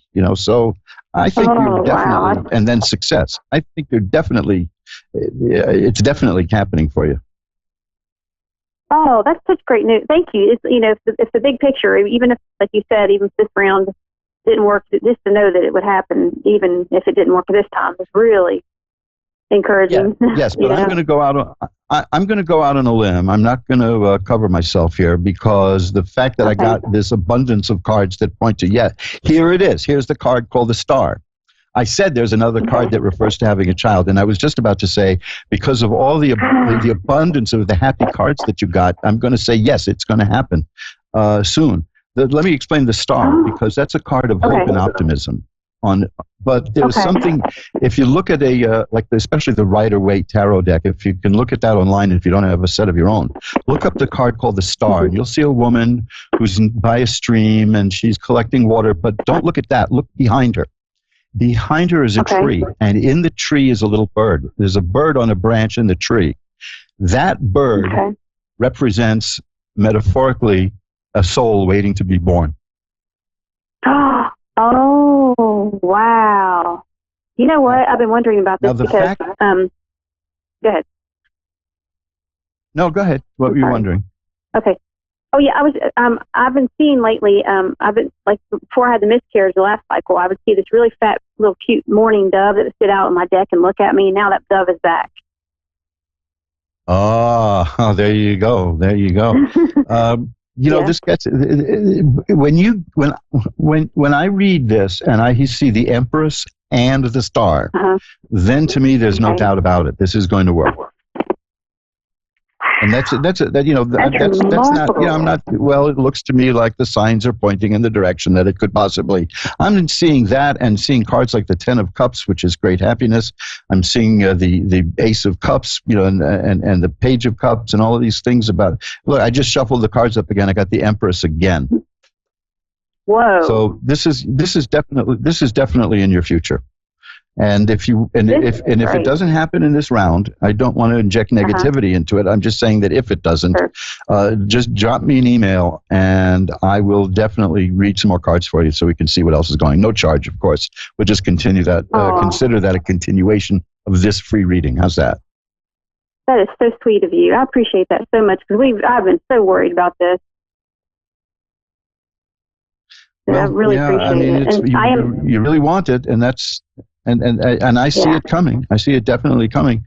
Now, there's a thing that I used to get into. I used to, even as a child, I would ask people this. I'd say, I said to my parents once, "Why do you think I decided to let you have me?" You freak them out. And I couldn't explain it to them, but I always felt that we choose our parents for some reason or other. Yeah.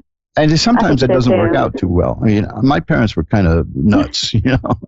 And I believe that if I chose them, if I deliberately chose them, I probably thought that I might be able to help them out. But it turned out I'm the one who needed the help. So from them, that's a whole other story. I used to I would just blow it off. People would say, "So what was your childhood like?" And I'd say, "I had a childhood only Dickens could write." But my question was, because you talk about the persistence of the bird appearing, and then the bird appears in this imagery, you know, maybe that's just symbolic of the soul that has picked you and wants to come through you. Who knows, right? I mean, there's weirder things in life.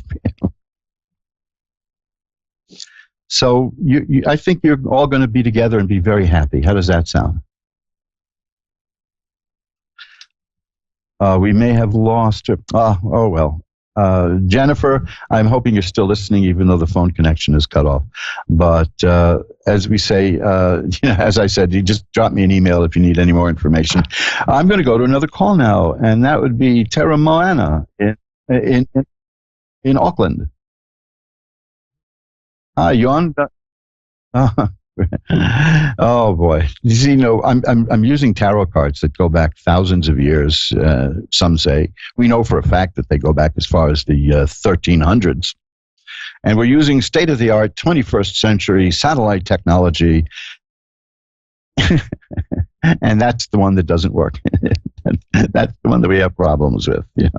But the tarot cards, they work. The tarot cards, they function. I'll take a moment before we get the lines restored to let you know that, again, you're listening to Reverend Elliot's Magical Window. We're on every Wednesday at 11 Eastern, 10 Central, 9 Mountain, and 8 Pacific, and we look through the tarot cards with me, Reverend Elliot, a genuine certificated esoteric practitioner.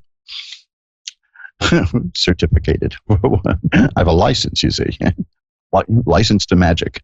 Now we're back. We've got the phones cooking again. So Tara Moana in Auckland, you're on with Reverend Elliot. Hi, Elliot. Thank you for having me. I'm so grateful. Thank you very much. My pleasure. What can I look at for you? Oh, yes, I wanted to look at a situation with a guardianship situation between me and my grandchildren, my granddaughter and my grandson. I want to see how I would like insight on how everything will play out. Okay, let's see what we have. Well, let me tell you, first of all, I was trying to shuffle the cards for you. And this happens from time to time. A card fell out of the deck. Either I'm very clumsy or the card wanted me to see it. So I'm going to tell you what the card is, and that is the Fool. Now that's not a pejorative term. That is the Fool in tarot is probably the single best card you can get. It's a card of a person who is beloved of God, according to the Gypsy lore. If all of the cards in the reading were bad cards, this would eliminate all the bad meanings. So you have divine guidance, divine protection. So things are going to work out for you. Now, that said, I want to ask you about some things that I'm concerned about looking at these cards. There's a 5 of Swords here, and that is a card of somebody who's not treating you fairly, somebody who's lying and cheating, in fact. Is there somebody involved in this who's trying to come between you and the children? Yes, that's actually the parents, the mother and my son, but more or less the mother and her family. Okay, so if you suspected that she's not treating you right, the cards are saying yes, she's not treating you right. That's a very definite response there. That is just not good. I also have another card here, which is that's the 5 of Swords. I have the 7 of Swords here, which is a card of somebody who's like sneaking around. And these are cards of duplicity. These are cards of people who are not being fair. These are cards of people who are cheating. Now I got some good news for you too, though. The next card is the Temperance card. This has come up twice today in readings. The Temperance card means balance restored. Mm-hmm. So it's going to come. You're going to get what you want. It's just, that's followed by the sun, which is a card of health and healing and happiness.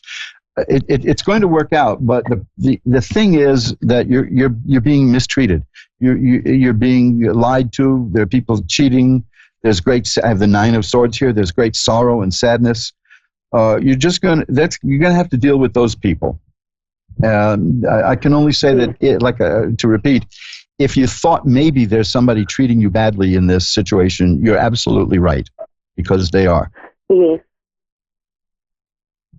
It's worth knowing. That's what I mean by tarot being good for getting information. It's worth knowing that it's not your imagination. Yeah, and a lot of times when people treat us badly, yeah, they're very helpful. When people treat us badly, one of the things they love to do is convince us that they aren't treating us badly. So this is what I like about tarot. We get right to the heart of it. You didn't mention anything about this. I just see it in the cards, but I do see ultimately a happy ending. And that's good, but it's going to take time to get there. There's going to be I'm going to be blunt with you. There's going to be more sadness before it gets better. Oh, Lordy. And you're going to have to, but please don't lose track of the fact that it is going to get better. Okay, the old, I hate to be reduced to cliche, but it's always darkest before the dawn. And what I've got here is a really dark, sad card before the card of the sun, which is the dawn. So, yeah, that's what the cards are telling me. The cards are telling me that you're right, you're being mistreated. There's going to be sadness. You're going to get what you want. But now remember also, the very first card I got for you was the card of the Fool, which says that you have divine protection. You have a lot of protection, and things are going to work out well for you. That's how we began. So we begin with that card, and we end with the Sun, which is a card of happiness and healing and growth. So keep that in mind, okay? Yes, I will keep that in mind. At the moment now, I have my granddaughter in my care, and I'm just waiting for my grandson now. And we had a court hearing on Monday, and it was pretty positive on what's going to happen from Monday till next week. That's what I'm a bit iffy about, because I know it may include my grandson being in my care, but then there'll be more issues and problems with the parents and her family. And that's what I don't really want. I just want to decide would that happen. The card that I got while you're describing this is the Star.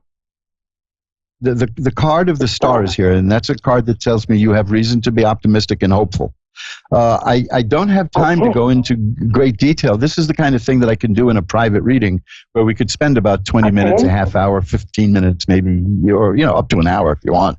But I would suggest that if you can, contact me, and we can see if you want to get a longer reading, because this is a very complex thing, and I can only give you the broad picture here. And the broad picture here is that there's going to be more sadness, but you're going to win.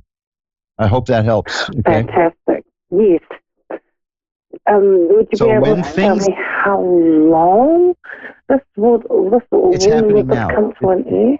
It's all in the works now. That's, you see, I can't, that's the kind of thing I could do in a longer reading, but it's in the works. I don't even know if you really need a longer reading, because this stuff is going to work out fine. It's just going to take time. Okay. Let me put it this way. This is not the best possible news to hear, but you'll know that it's going to get better when it starts feeling like it's getting worse. Because remember, I said that it's going to be more pain before it gets better. When it starts to feel worse to you, just tell yourself, Reverend Elliott said that's the first sign that it's getting better. Okay.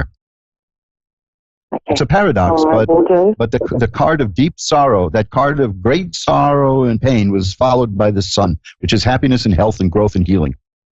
So keep that in mind. I've got to run now, but please keep that in mind, okay? Yes, thank you so much, Elliot. Thank you. I really appreciate your help and your insight, and thank you for sharing your gift with me today. Thank you for your kind words. Bye-bye now. And let's see if we can get one more quick call in. We're going to go to Shauna in Liverpool. Hi, Shauna. You're on with Reverend Elliot. Hi. Hi, Shauna. How are you doing? I'm fine, thank you. What can I look at for you tonight? Or I guess it's I'm tomorrow looking for afternoon or spirit tomorrow. reading, please. What would you like? A spirit reading, please. Yes, what would you like me to look at? I'd like to know if there's anyone around me, please. I'm not quite making that out. I'd like to know if there's say it anyone again. around, some spirits around me, please. Oh, any spirits around you? Okay, let me see. Yes, please. Let me see. Personally, I think there are always spirits around us. They can be nosy little buggers sometimes, but okay. Well, the first card I've got is the Judgment card, which is the card that shows the souls rising from the grave. I think that answers the question right there. There's the Six of Cups is here, which is a card of memories of the past. Yeah. So is there a specific spirit you're looking for? Yes, there is. Well, I do see. I'm going to take that as a yes. The fact that I've got the Last Judgment card and the Six of Cups and here's the Death card. These cards all point to there are spirits around you, and there are people at Ask One Radio who deal with mediumship. They may be able to help you out a little better than I can, but all I can do at this point is confirm to you that there are spirits around you. Okay, thank you. Well, here's the 10 of coins, and so it's like a grandparents and great-grandparents and all of that. So this is the lineage. This is the family. There are members of your family who are around you now. Is it a family member you're looking for? No, not specifically. Sorry, no.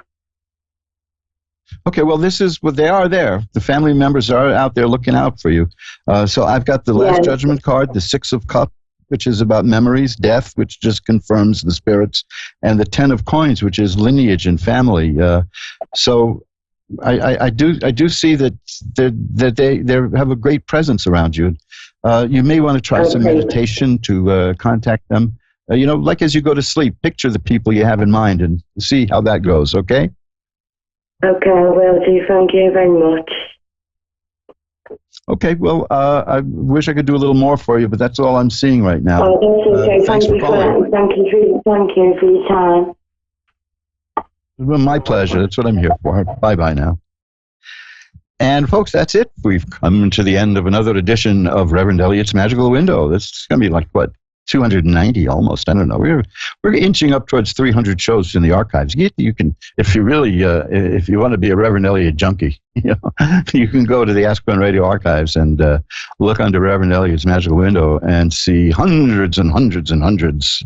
It's not quite Carl Sagan territory. I don't have billions and billions of shows, but there are hundreds and hundreds of them there. And if you want to learn how to do this, I'll be happy to teach you how to read tarot cards. How do you like that? I can do that. Through the book, I come right into your house. It's a book and a CD, and it's called, just like this show, Reverend Elliot's Magical Window, and it'll teach you all you need to know to get started reading tarot cards. Now, notice I didn't say it'll teach you all you need to know about tarot cards, because it is a lifelong pursuit. Once you start reading tarot cards, the learning never ends. As you heard tonight, I still get amazed by the things that the cards show and the cards do. And it's easy to learn, and it's fun. And you could be very popular doing that. You'd be fun at parties. And who knows, you could rent yourself out to parties. I used to do readings at art gallery openings. And that was an awful lot of fun. I may go back to doing that again. But as I said, I'm kind of like the laziest guy on the planet. And I used to have an art gallery. I used to have 3 art galleries right on the block I live on. So that was simple. That's my advice. I try not to do anything outside my own zip code. That's brave of me, isn't it? But you can do that. You can do tarot reading yourself. It's an art and a craft, and you can teach yourself all about it. The basic skills are covered in my book. You hear readings. A lot of tarot books, they have these transcripts about tarot readings, and they always seem phony to me. So I decided when I do a book, I'm going to put actual readings in it. Now, I decided that like 30 years ago, when there was no way to do that other than to have a record stamped out. But now you can do it with a compact disc. Maybe in the future I'll do it with a thumb drive. Just attach the thumb drive to the book. But you can do that too. You can hear actual readings illustrating various points. And if you want to know more about magic in general, the book I mentioned earlier, get a load of that one. Reverend Elliott explains it all. It'll teach you the rudiments of magical work. There's even a magical ritual in there that you can hit the ground running. You can do that yourself. It's got all kinds of different goals, and it has the names of power and the color coordination and all of that stuff, so that you can do a magic ritual yourself and hit the ground running and start getting the things in life that you want. Start getting the things in life that you need. It's very simple to do. People have been doing magical work for, thousands, tens of thousands of years. There are people who argue, anthropologists will say that magical work is what made humans human. When we would look at the moon as whatever we were, when we had just come out of the trees, and we watched the moon, and when the moon got smaller and smaller and smaller, like it does 2 weeks every month, till it's gone. That's the new moon. There's no more moon there. It's gone. I don't know why they call it the new moon. They should call it the gone moon. But, when you do that, when the moon is waning, shrinking, just picture your troubles shrinking with it. And then the moon will start growing and growing and growing until it gets to the full moon. And picture all the happiness in your life growing and growing and growing. That is basic magic. Everything else is built on that. It's that simple. You can check out my website, magic-works.com. magic-works.com, and there's about 60 pages there explaining things like incense and oils, candle magic, although that is not a completed page yet, but you'll see some stuff at the candle magic page, how to read cards, how to do all kinds of things. And I even have a set of fortune-telling cards that you don't even need any training to read them. You'll see that at mojoacademy.org. Look for my easy fortune-telling cards. And maybe I'll put a link to that stuff on the Facebook page and on Twitter. So we're out of time for tonight. So until next week, this is Reverend Elliott reminding you that time flies. It's up to you to be the navigator. Bye-bye now.